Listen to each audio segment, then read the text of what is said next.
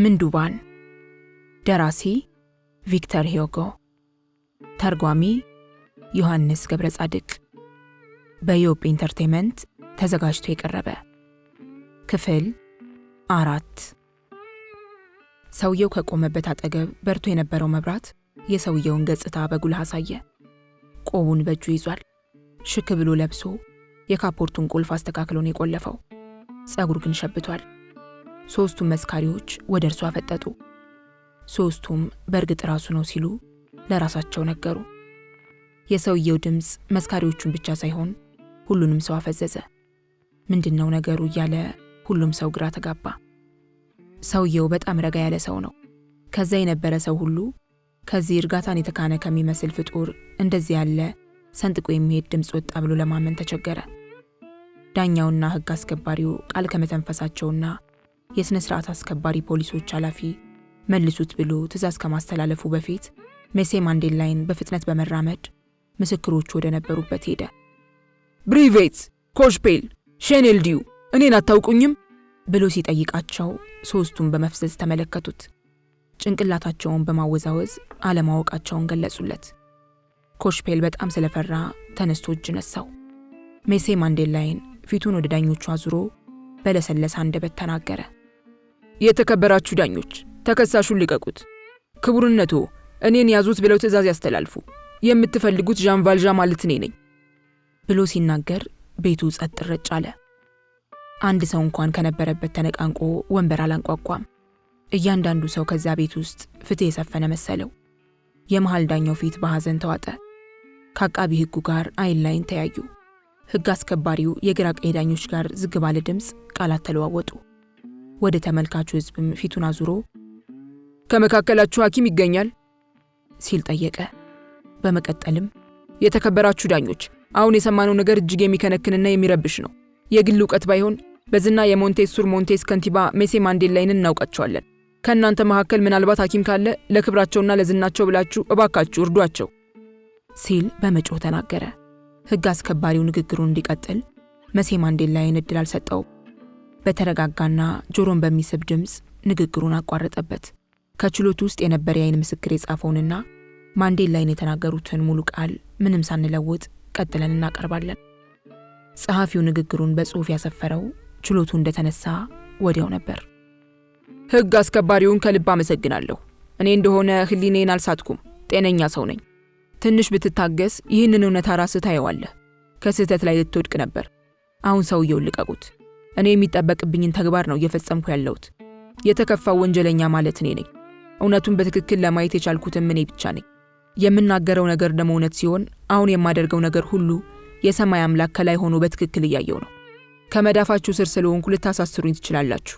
እስከ ዛሬ ማንነቴን ለመደበቅ በተለያየ ዘዴ ተጠቅሜያለሁ። ስሜን ለወጥኩ፣ ብዙ ሀብትም አፈራሁ።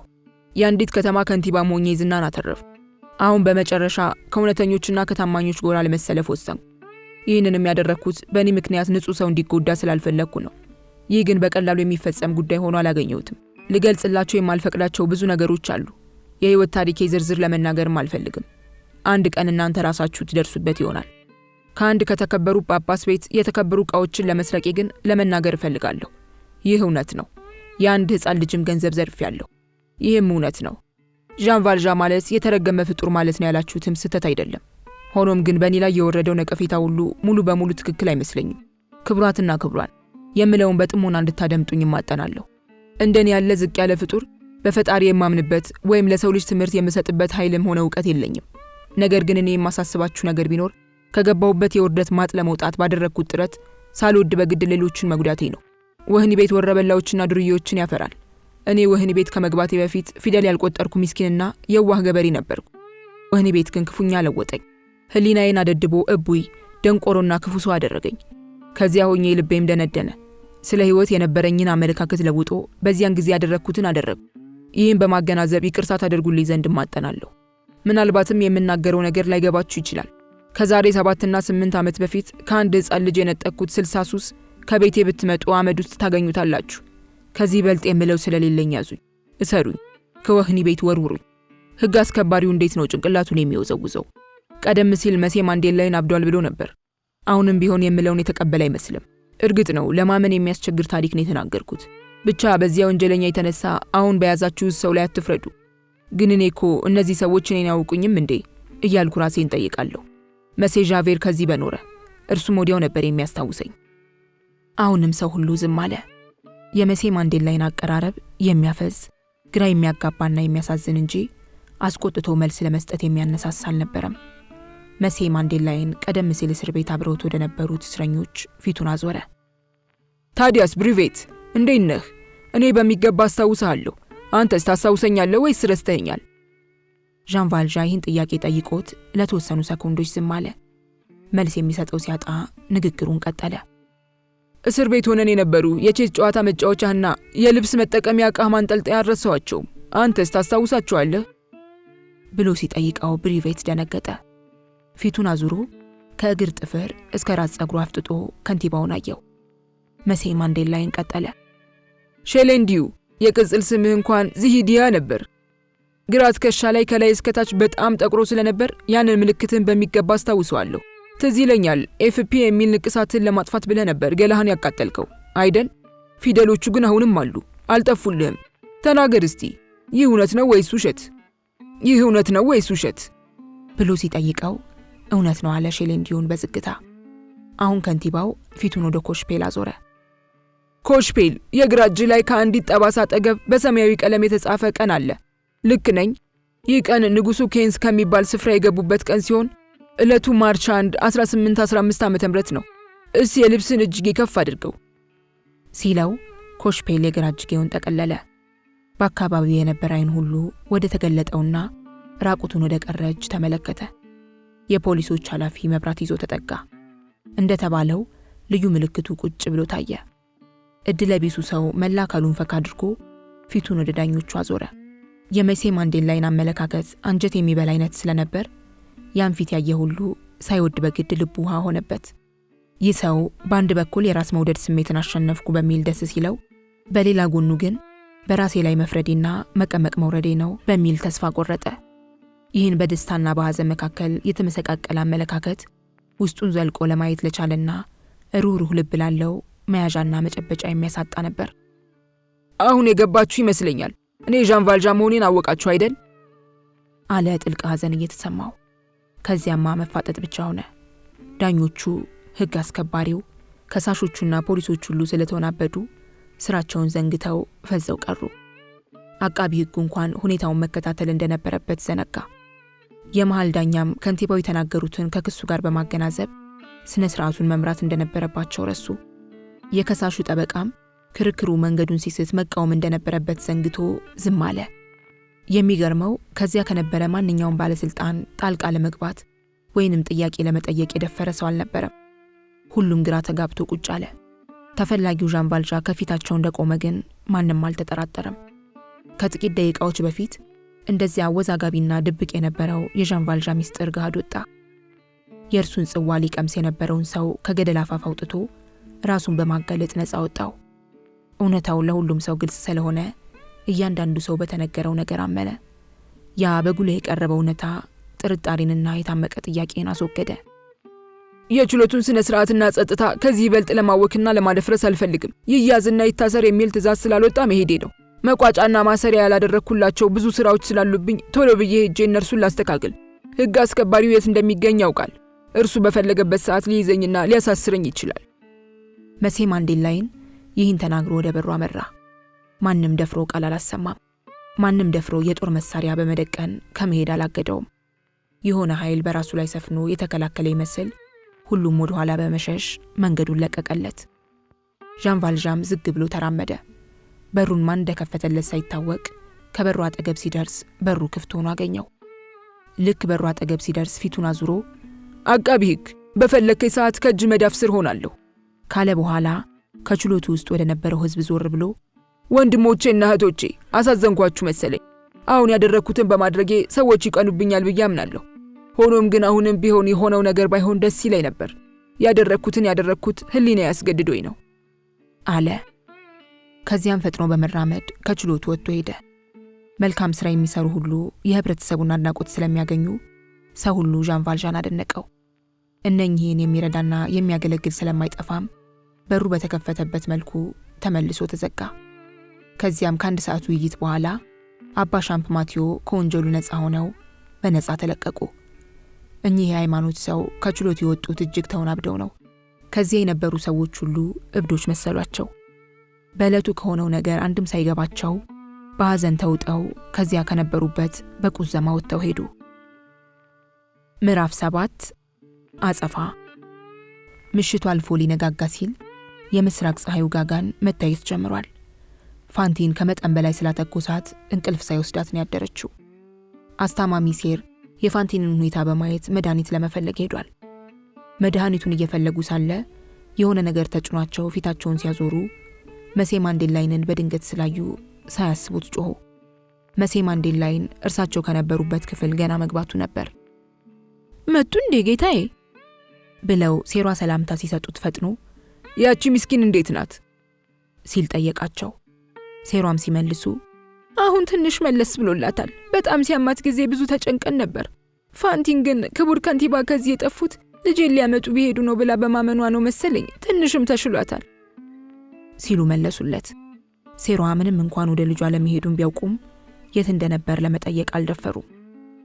ደህና ናታ ሲላቸውም ታዲያውን ልጇ ለመምጣቷን እንዴት ብለን የምንነግራት ብለው ሴሯ ሲጠይቁ መሴ ማንዴላይን ጥቂት አሰብ አደረገና እርሱ ይመራናል አላቸው። ግን መዋሸት የለብንም አሉት ሴሯ በዝግታ። ሴሯ ቀጥለው መስኮት ከፈቱ። መስኮቱ ሲከፈት የመሴ ማንዴላይን ፊት በጉልህ ስለታያቸው እንዴ መሴ ማንዴላይን ምን ሆነዋል? ገጽታው በጣም ተለዋውጧል አሉ። ተለዋውጧል አለ ሳይታወቀው። በዚህ ጊዜ ሴሯ መስታወት አንስተው ሰጡት። እርሱም መስታወቱን ተቀብሎ ፊቱን ሲያይ እውነትም ተለዋውጫለሁ አለ ሴሯ ያሉትን በማረጋገጥ። ነገር ግን ያለውን ያለው ሐሳቡ ለሁለት ተከፍሎ እንደሆነ ያስታውቅበት ነበር። ሴሯ አነጋገሩንና ጠቅላላ ሁኔታውን ሲያዩ ቀፈፋቸው። የሆነ ነገር እንዳለ ጠረጠሩ። መሴ ማንዴላይን ሊከፍተው ሲል አልከፈት ስላለው በር ሐሳብ እየሰጠ ፋንቲን ከነበረችበት ክፍል ገባ። የመስኮት መጋረጃዎችን ከፈተ። ወደ ፋንቲን ጠጋ ብሎ ሲያያት እንቅልፍ እንደወሰዳት ተገነዘበ። ስትተነፍስ እያቃሰተች ነው። ፊቷ አፍም መስሏል። ቆዳዋም ገርጥቷል። መሴ ማንዴላይን ከነበረበት ሳይነቃነቅ ካልጓ አጠገብ ቆሞ አተኩሮ ተመለከታት። አንዴ ወደ እርሷ፣ አንዴ ከግድግዳ ላይ ተሰቅሎ እንደነበረውና ክርስቶስ ወደ ተሰቀለበት መስቀል ተመለከተ። ከ2 ወር በፊት ፋንቲን አሟት ከዚያች ክፍል ውስጥ እንደተኛች ሊጠይቃት ሲሄድ እንቅልፍ ወስዷት እንደተመለከታት አይነት ነበር ያያት። አሁንም እንደዚያን ዕለት እርሱ ሲጸልይላት እርሷ እንቅልፍ ወስዷት ተኝታለች። ልዩነቱ ከ2 ወር በኋላ የእርሷ ጸጉር በይበልጥ ሽበት ጣል ጣል ሲያደርግበት የእርሱ ጸጉር ግን ሽበት በሽበት መሆኑ ነበር። ሴሯ ከከንቲባው ጋር አብረው አልገቡም። መሴ ማንዴላይን በአንድ እጁ ከንፈሩን ይዞ እንደቆመ ፋንቲን አይኖቿን ገልጣ አየችው። ፊቷን ፈገግ አድርጋ ኮዜትስ ስትል ጠየቀችው። ኮዜትስ ብላ ስትጠይቀው ልጇን ይዞ እንደመጣ በማመን ስለነበር ምን ብሎ እንደሚመልስላት ባለማወቁ ቃል ሳይተነፍስ ከነበረበት ተገትሮ ሲቀርባት እርሷ ተናገረች። ልጄ ዘንድ እንደሄዱ ተስፋ አደርጋለሁ። እንቅልፍ ቢወስደኝም እኔ እርሶን አይቼዎታለሁ። ደግሞም ያየሁት አንድ ጊዜ ብቻ ሳይሆን ብዙ ጊዜ ነው። ሌሊቱን በሙሉ አይኔ እርሶን ተከትሎን የሄደው። መላእክትም እርሶን ተከትለው ሲሄዱ ግርማ ሞገሶ በጣም በጣም ደስ ይል ነበር። እርሷ ይህን ስትናገር እርሱ ቀና ብሎ ከሴትየዋ ራስጌ የተንጠለጠለውን መስቀል በማተኮር ተመለከተው። ይንገሩኝ እስቲ ኮዜት የት ነው ያለችው? ከእንቅልፌ ስነቃ እንዳያት ለምንድን ነው ከጎኔ ያላስተኛችኋት? ብላ ስትጠይቅ ሳያስበው በድንገት አንድ ነገር ተናገረ። ደግነቱ ምን እንዳለ በትክክል ሳትሰማ ሐኪሙ በር ከፍተው ገቡ። የኔ ልጅ ረጋ በይ አለ ከንቲባው። ልጅሽ መታለች ሲላት የፋንቲን አይን እንደ ጠዋት ፀሐይ ቦግ ብሎ በራ። መላ ሰውነቷ በደስታ ፈካ። በመቅበጥበጥ የመሴ ማንዴላይንን እጅ በኃይል እያሻሸች ውይ ልጄ አምጡልኛ ልያት እስቲ ስትል ጠየቀች። ያኔ ከነቴናዴ ቤት ስትተዋት እንደነበረችና እሹሩሩ እንደምትባል ፉልቄ ሕፃን አድርጋ በመገመት ልታቅፋትና እሹሩሩ ልትላት ቋመጠች። አትቸኩይ፣ ሰውነትሽ እንደዚህ ተዳክሞ እያለ ከእርሷ ጋር መጫወት አትችይም። ከልጅሽ ጋር አሁን በድንገት ብትገናኙ የድንገተኛ ሲቃ ይዝሽና ክፉ ነገር ላይ ሊጥልሽ ይችላል። ስለዚህ ትንሽ ረጋ ማለትና መታገዝ ያስፈልጋል። በቅድሚያ እኛ ያንቺን ጤንነት በቅጡ ለመመለስ መታገል ይኖርብናል አሉ ሐኪሙ። መሴ ማንዴላይን ደግሞ ከተኛችበት አልጋ አጠገብ ወንበር ጎትቶ ቁጭ አለ። ፋንቲን ፊቷን ወደ እርሷ ዙራ ግሩም፣ ድንቅ አለች። መሴ ማንዴላይንን ስታይ መንፈሷን እጅግ አረጋግታ ስለነበር ምናልባትም አሁንስ ተሽሏታል፣ ከልጇ ጋር ብትገናኝ ምንም አትሆንም ብለው እንዲያስቡ የፈጠረችው ዘዴ ይመስላል። ደህና መሆኗን ለማሳየትም ከመሴ ማንዴላይን ጋር ጨዋታ ቀጥላ በመካከሉ በጥያቄ አጣደፈችው። ታዲያ መንገዱ ደህና ነበር? እንዴት ያሉ የተባረኩ ሰው ቢሆኑ ነው ለልጄ ብለው እስከዚህ መልፋቱ? መቼም እኔን እንኳን ሳትረሳኝ አትቀርም። ልጆች እኮ ቀላል ፍጥሮች አይደሉም። ለመሆኑ የለበሰቻቸው ልብሶች ንጽህናቸው የተጠበቀ ነው? እነ ሚርና ሚስስ ቴናዴ በንጽህና ነበር የያዟት? ሰውነቷስ እንዴት ነው? እንዴት እንደናፈቀች ልነግሩት አልችልም። ቆንጆ ልጅ አይደለችም ክቡር ከንቲባ? በጨለማ ስትጓዙ መንገድ ላይ ብርድ ሳይጎዳችሁ አልቀረም። አንድ ጊዜ እንዳያት ላፍታ ልታስገቧት ትችላላችሁ? አንዴ አይቻት ወዲያው ትሄዳለች። የቤቱ ጌታ እርሶ ኖት። አንዴ ብቻ እንዳያት አይፈቅዱልኝም? መሴ ማንዴላይን እጇን ይዞ ኮዜት ሲበዛ ቆንጆ ናት፣ ደግሞም ጤነኛ ልጅ ነች። ብዙ ሳትቆይ ኮዜትን ታያታለሽ። አሁን ግን ብዙ አትናገሪ፣ ይደክምሻል። ሳልሽም እንዳይቀሰቀስብሽ አትገላለጭ አላት። ልክ እርሱ ይህን እንዳላት ክፉኛ አሳላት። እጇን እንደያዘ በጭንቀት ዓይን ተመለከታት። አመጣጡ በእርሱ ላይ የደረሰውን ሊነግራት ነበር። ነገር ግን በዚህ ሁኔታዋ እንዴት ይንገራት?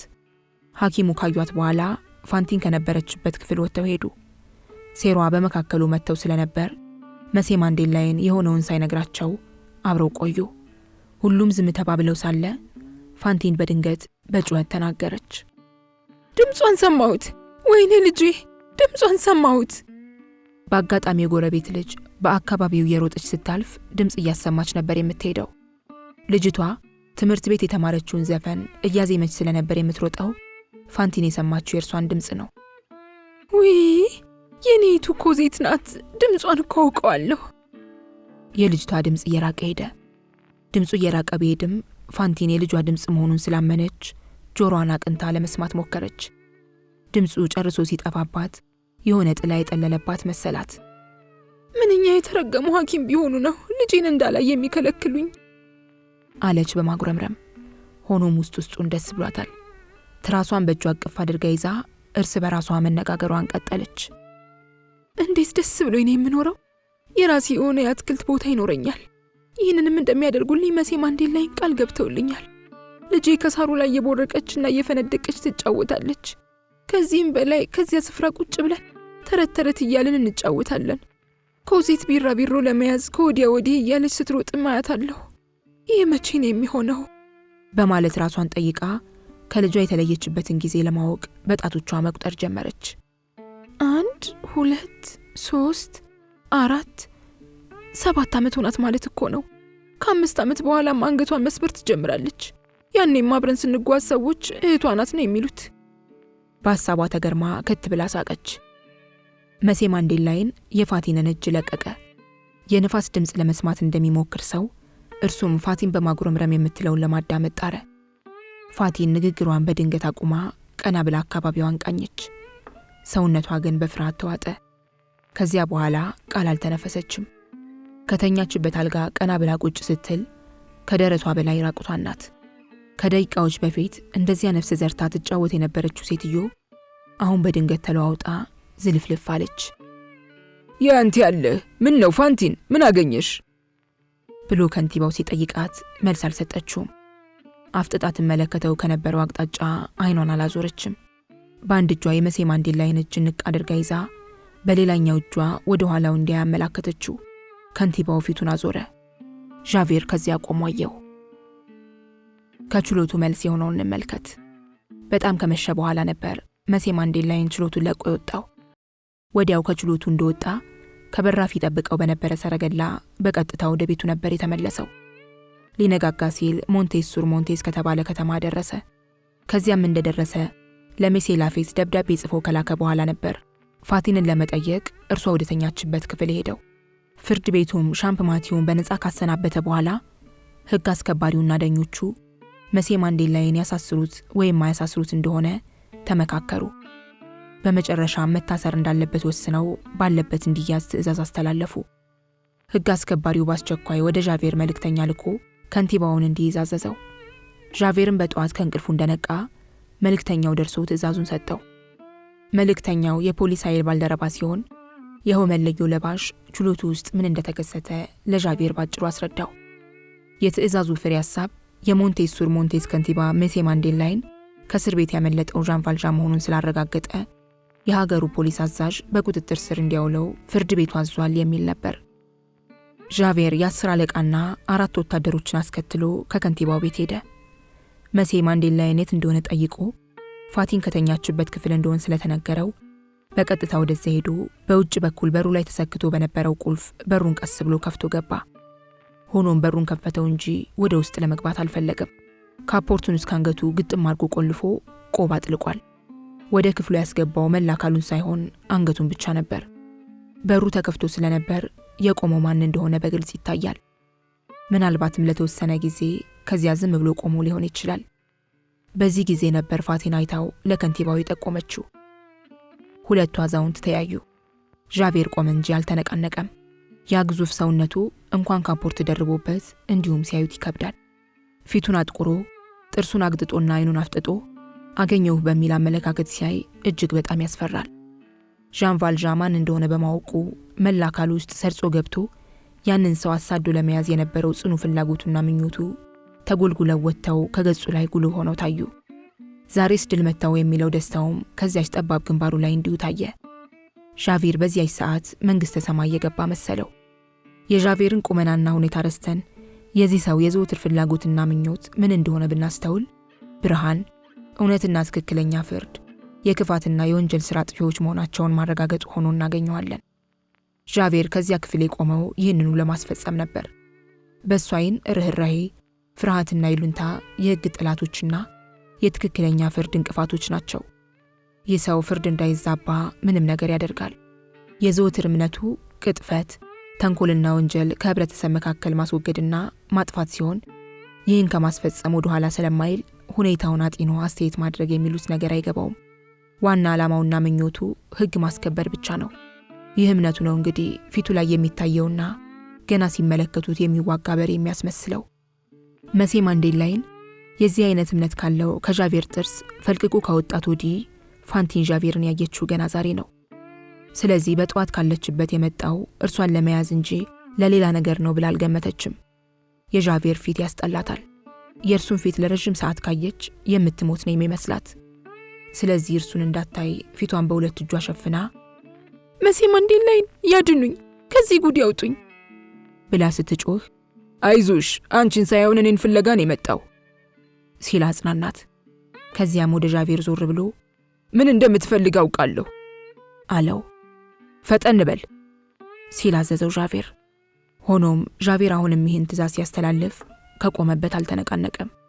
ነገር ግን ዘወትር ቀን የጣላቸውን በሚያይበት ዓይን ነበር ዣን ቫልዣን ያየው። ከ2 ወር በፊት ፋቲንን ያያዝ ልክ እንዳሁኑ አጥንትን ሰርስሮ በሚገባ አይነት አመለካከት ነበር። ለዚህ ነበር አሁንም የፈራችውና አድኑኝ ብላ የጮኸችው። ዣቬር አንድ እርምጃ ወደፊት ተራምዶ እንሂድ፣ ምነው ወደ ኋላ ብሎ ሲናገር ያቺ የተከፋች ሴት አካባቢዋን ቃኘች። ከክፍል ውስጥ የነበሩት ሴሯና ከንቲባው መሆናቸውን ተገነዘበች። ይሴ የመጣው እኔን ሊወስድ እንጂ ሌላ ሰው ሊወስድ አይደለም በማለት ስለደመደመች ሰውነቷ ተንቀጠቀጠ። ሆኖም የማይታሰብ ነገር ወዲያው አየች። የፖሊሱ አዛዥ የሜሴ ማንዴላይንን ማንቁርት ይዞ ሲጎትትና መሴ ማንዴላይን አንገቱን ሲደፋ ተመለከተች። ያየችውን ነገር በውን ቀርቶ በቅዠት እንኳን ሊያዩት የማይቻል እንደሆነ ገመተች። ዓለም ከላይዋ ላይ የተደፋ መሰላት። ዣቬር 32 ጥርሶቹን በሙሉ ያሳየ ከት ብሎ ሳቀ።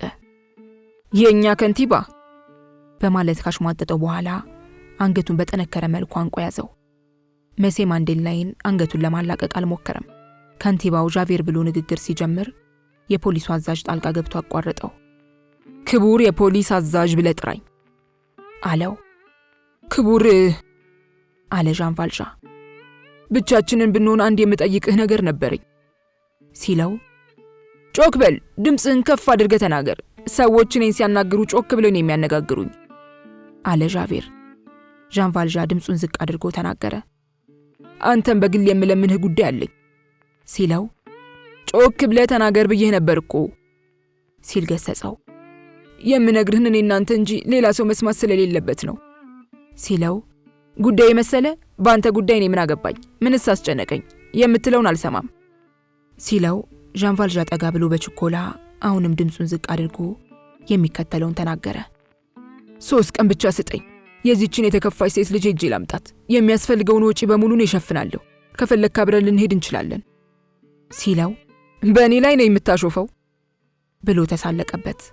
ቀጥሎም እስከዚህ ሞኝ ሰው አትመስለኝም ነበር። 3 ቀን ስጠኝና የዚችን ሴት ልጅ ላምጣት ለኛለህ። በጣም ነው የምታስቀው አለው። ፋቲን ይህን ስትሰማ መላ ሰውነቷ ክፉኛ ተንቀጠቀጠ። ልጄ ስትልም ጮኸች። ልጄ ዘንድ ልሄዱ ነዋ። ወይኔ ልጄ አልመጣችም ማለት ነዋ። ሲስተር ይንገሩኝ፣ ልጄ የት ናት? መሴ ማንዴላይን፣ ክቡር ከንቲባ፣ ልጄን እፈልጋታለሁ። የፖሊሱ አዛዥ ከፍተኛ ድምፅ በማሰማት በጫማው መሬቱን በኃይል ረገጠው። ከዚያም ይቺ ደግሞ ምን ትለፈድፋለች? አፍሽን ዝጊ። ይቺ የተረገመች፣ ይቺ አገር ገና ብዙ ታሳየናለች። ይገርማል እኮ አገራችን ከእስር ቤት ያመለጡ ሽፍቶችና ወንጀለኞች የሚዳኙበት፣ ሸርሙጦች እንደ ልዕልት የሚንቀባረሩባት አገር ትሁን። ደግነቱ ይህ ሁሉ በቅርብ ቀን ይለወጣል። እንደዚህ የሚቆይበት ጊዜ አጭር ነው፣ የጊዜ ጉዳይ ነው ሲል ዣቬር በቁጭት ተናገረ። ቀጥሎም ፋቲንን አፍጥጦ እያየ የዣን ቫልዣ ከረባትና የሸሚዝ ኮሌታ በይበልጥ አጥብቆ ይዞ፣ ከአሁን በኋላ ክቡር ከንቲባ፣ መሴ ማንዴላይን የሚባል ሰው እንደሌለ ወቂ። ይህ ከመዳፌ ስር የወደቀው ፍጡር ዣን ቫልዣ የሚባል ሌባ፣ ቀጣፊና ሽፍታ ስለሆነ ከአሁን በኋላ ወጥመድ ውስጥ እንደገባች አይጥ አንቄ ይዘዋለሁ እንጂ እንደለመደው አያመልጠኝም እያለ ከንቲባውን ሲሰድብ፣ ፋቲን ወገቧን በሁለት እጆቿ ደግፋ ቀናለች። ዣን ቫልዣን አፍጥጣ አየችው። ከዚያም ዣቬርን ተመለከተች። ቀጥላም አይኗን ሴሯ ላይ ተከለች። ለመናገር እንደፈለገ ሰው አፏን ከፈተች። ንግግር አይሉት ማጉረምረም የሚያሳይ ቃል ካፏ ወጣ። ጥርሶቿ እንደገጠሙ ናቸው። የደከሙ እጆቿን ዘረጋች። ቀስ እያለ ባህር ውስጥ እየሰጠመ እንደሚሄድ ሰውነት ዝግ እያለች ከትራሷ ላይ ዘፋለች። ያልጋው ድጋፍ ጭንቅላቷን መታት። በጀርባዋ ካልጋው ላይ ተደፋች። አፏ አረፋ ደፈቀ። አይኗ ፈጦ ቀረ። ነፍሷ ከስጋዋ ተለይታ የመጨረሻ እንቅልፏን ተኛች። በቃ እንደዚያ የጓጓችላት ልጇን ሳታይ ሞተች። ዣን ቫልዣ አንቀው ከያዙት ከዣቬር እጆች ላይ እጆቹን አሳረፈ። እንደ ሕፃን ልጅ እጆች በቀላሉ በማንሳት ከሸሚዙ ኮሌታ የዣቬርን እጆች አላቀቀ። ከዚያም ይችን ምስኪን ሴት ገደልካት ብሎ ጮኸ። ገደልካት አልክ? በማለት በማንጓጠጥና በንዴት ዣቬር ተናገረ። እኔ አንተን ልፍለፋ ለመስማት አልመጣውም። ወታደሮች ከታች ይጠብቁኛል። ከክፍሉ ጥግ ትልቅ የብረት ዱላ ተቀምጦ ነበር። ዣን ቫልዣ የብረት ዱላውን አነሳ። ዣቬር ወደ በሩ ሸሸ። ዣን ቫልዣ ዱላውን እንደያዘ ፋቲን ወደተኛችበት አልጋ ተጠጋ። ከዚያም በቀላሉ በማይሰማና ዝቅ ባለ ድምፅ ዣቬርን እያየ ተናገረ። አሁን ባትረብሸን ይሻልሃል ሲለው የፖሊሱ አዛዥ ሰውነት ነፋስ እንደሚያወዛውዘው ቅጠል ተርገበገበ። ወታደሮቹን ለመጥራት ፈለገ። ነገር ግን ዣን ቫልዣ በድሎ የሚጠቀም ሰው ስለመሰለው ሐሳቡን ትቶ የበሩ መቃን ተደግፎ አይኑን ከዣን ቫልዣ ሳያነሳ ከነበረበት ቆሞ ቀረ። ዣን ቫልዣ ይዞት በነበረው የብረት ዱላ ክንዱን አስደግፎ ግንባሩን በእጆቹ ይዞ በድኗን ፋቲንን አተኩሮ ተመለከተ። ቃል ሳይተነፍስ እንደዚያ ሆኖ በተመስጦ ለረጅም ጊዜ ቆየ። ባይናገረውም ለፋቲን ምን ያህል እንዳዘነ መላ ሰውነቱ መሰከረ። በተመስጦ ህሊናውን ረስቶ ብዙ ከቆየ በኋላ ወደ ፋቲን ጆሮ ጠጋ ብሎ በረጋና ዝቅ ባለ ድምፅ ፋቲንን አናገራት። ምን አላት? ይህ የተፈረደበት ወንጀለኛ በሞት ከዚህ ዓለም ለተለየችው ሴት ምንስ ሊላት ይችላል? የተናገራቸው ቃላት ምን እንደነበሩ ማንም አልሰማም፣ ማንም አላወቀም። ዣን ቫልዣ የፋቲንን ጭንቅላት በሁለት እጆቹ ይዞ ከትራሱ ላይ አመቻችቶ አስተኛው። ሲያስተኛው ልክ አንዲት እናት ልጇን በጥንቃቄ እንደምታስተኛ ሁሉ እርሱም ተጠነቀቀላት። የለበሰችውን ፒጃማ ካስተካከለ በኋላ ከአንገቷ ላይ የነበረውን ክር አጥብቆ አሰረላት። ከዚያም ግንባሯን በፀጉሯ ሸፈነው። ሞት ወደ ታላቅ ብርሃን የሚወስድ ጎዳና ስለሆነ አተኩሮ ሲመለከታት ፊቷ የሚያበራ መሰለው። የፋቲን እጆች ካልጋው ግራና ቀኝ ተንጠልጥለዋል። ዣን ቫልዣ ተንበርክኮ አንድ እጇን ቀስ አድርጎ አንስቶ ሳመው። ከዚያም ካልጋው ላይ አሳረፈው። ቀጥሎ ብድግ ብሎ ተነስቶ ዣቬርን እያየ አሁን ልትወስደኝና ልታስረኝ ትችላለህ አለው። ፋቲን ማንኛውም ተራ ሰው ከሚቀበርበት የመቃብር ስፍራ ተወስዳ በዕለቱ ተቀበረች። መቃብራቸው ላይ ስማቸው ከማይጻፍና እነማን እንደሆኑ ከማይታወቁ ሰዎች አጠገብ ነበር የተቀበረችው። መቃብሯም የዘላለም አልጋዋ ሆነ። ምዕራፍ 8 ኦሪዮን የተባለ መርከብ። ካሁን በኋላ ወደ ረቀቀ ዝርዝር ውስጥ ባንገባ ይሻላል። ነገር ግን በሚቀጥለው ቀን በአገሩ ጋዜጣ ላይ የወጣውን በአጭሩ መጥቀስ መልካም ሳይሆን አይቀርም። ታሪኩንም ይበልጥ ያሟላዋል። ዣን ቫልዣ የተባለ ወንጀለኛ ካመለጠበት ተይዞ ለፍርድ ቀርቧል። ይህ ወንጀለኛ ከእስር ቤት ካመለጠ በኋላ ስሙን በመቀየሩ በቀላሉ በፖሊሶች ሳይያዝ ቀርቶ ነበር። እንዲያውም ከናካቴው ከጮሌነቱ ብዛት የተነሳ ከሀገራችን በስተሰሜን ለምትገኝ አነስተኛ ከተማ ከንቲባ እስከመሆን ደርሶ በዚች ከተማ ውስጥ ብዙ ጥቅም የሚያስገኝለት ስራም ሰርቷል። በመጨረሻ ግን በባለስልጣኖች ታላቅ ጥረትና ድካም ማንነቱ ታውቆ ለመያዝ በቅቷል። ሰውየው በተያዘበት ወቅት በዕቁባትነት ያስቀመጣት ሴተኛ ዳሪ በድንጋጤ ሞታለች። ይህ እንደ ጎልያድ ጉልበተኛ የሆነ ሌባና ቀማኛ በድንገት ቢያመልጥም በፖሊሶች ጥረት ከ3 ቀን በኋላ ከፓሪስ ወደሚኖርበት ከተማ ለመጓዝ መኪና ውስጥ ሊገባ ሲል ተይዟል። ከተያዘ በኋላም ለ3 ቀን የተሰወረው ከባንክ የነበረውን ከፍተኛ ገንዘብ ለማውጣት እንደሆነ ተደርሶበታል። ባንክ አስቀምጦት የነበረው ገንዘብ ከ6 እስከ 700 ሺህ ፍራንክ እንደሆነ ታውቋል። ነገር ግን ከባንክ ያወጣውን ገንዘብ የት እንዳስቀመጠው ከራሱ በቀር ማንም ስላላወቀ ገንዘቡን ለመውረስ አልተቻለም። ይህ ዣን ቫልዣ የተባለ ቀማኛ የአንድ ሕፃን ልጅ ገንዘብን በመዝረፍ ክስ ተመስርቶበት ፍርድ ቤት ቀርቦ ነበር። ይህ ሽፍታ የተከሰሰበትን ጉዳይ ለመካድ አልፈለገም። ገንዘቡን የዘረፈው ዣን ቫልዣ ብቻውን ሳይሆን የዘራፊዎች ቡድን በመምራት እንደሆነ በስራቸው የተመሰገኑና አንደበተ ርቱዕ የሆኑት የመንግስት ባለስልጣኖች አረጋግጠዋል። በመጨረሻ የዚህ ሰው ወንጀለኝነት ስለተረጋገጠ በሞት እንዲቀጣ ተወስኖበታል። ወንጀለኛው ወደ ከፍተኛ ፍርድ ቤት ወይም ወደ ንጉሥ ይግባኝ ብሎ ወደ ዕድሜ ልክ እስራት እንዲለወጥለት ቢጥርም አልተሳካለትም። ዣን ቫልዣ ቱሉን ወደሚገኘው ወህኒ ቤት ወዲያውኑ ተወስዷል። ዣን ቫልዣ ቀደም ሲል የተሰጠው የእስር ቤት ቁጥር ተለውጦ አሁን አዲስ ቁጥር ተሰጥቶታል። አዲሱ ቁጥርም 9430 ነው። ወንጀለኛው ለጥቂት ቀናት በተሰወረበት ሰሞን ሞንት ፌርሜ ከተባለ መንደር ውስጥ ወደ ዱር አዘውትሮ መሄድ የሚወድ ሽማግሌ እንደነበርና ሽማግሌውን በአንድ ወቅት እስረኛ እንደነበር ህዝቡ ያወራል። ፖሊሶችም ሰውየውን በዓይነ ቁራኛ ይጠብቁት ነበር ተብሏል። ይህም ሽማግሌ ስራ በማጣቱ በጣም ዝቅተኛ በሆነ ደሞዝ የአውራ ጎዳና ጠጋኝ ሆኖ እንዲሰራ መንግስት እንደቀጠረውም ተወርቷል። አንድ ቀንም የተበላሸ መንገድ ለመጠገን በጠዋቱ ሲሄድ ከጫካ ውስጥ ከአንድ ዛፍ አጠገብ አካፋና ዶማ ተቀምጦ ያያል። ከዚያም በመቆፈሪያና በአካፋው አንድ ጊዜ ዕቃ እንደጠፋበት ሰው አካባቢውን ያሰሳል። ቆይቶ ደግሞ ትንንሽ ጉድባዎችን በጥድፊያ ይቆፍራል። የአንድ ትምህርት ቤት ዳይሬክተርና ሚስተር ቴናዴ የሚባል የሆቴል ቤት ባለቤትና የኮዜት አሳዳሪ ሰውዬ ይህንን ተግባር ሲፈጽም በማየታቸው በጣም ይገረማሉ። ይህ ሰው በአንድ ወቅት ታስሮ ነበር ይላል ሚስተር ቴናዴ።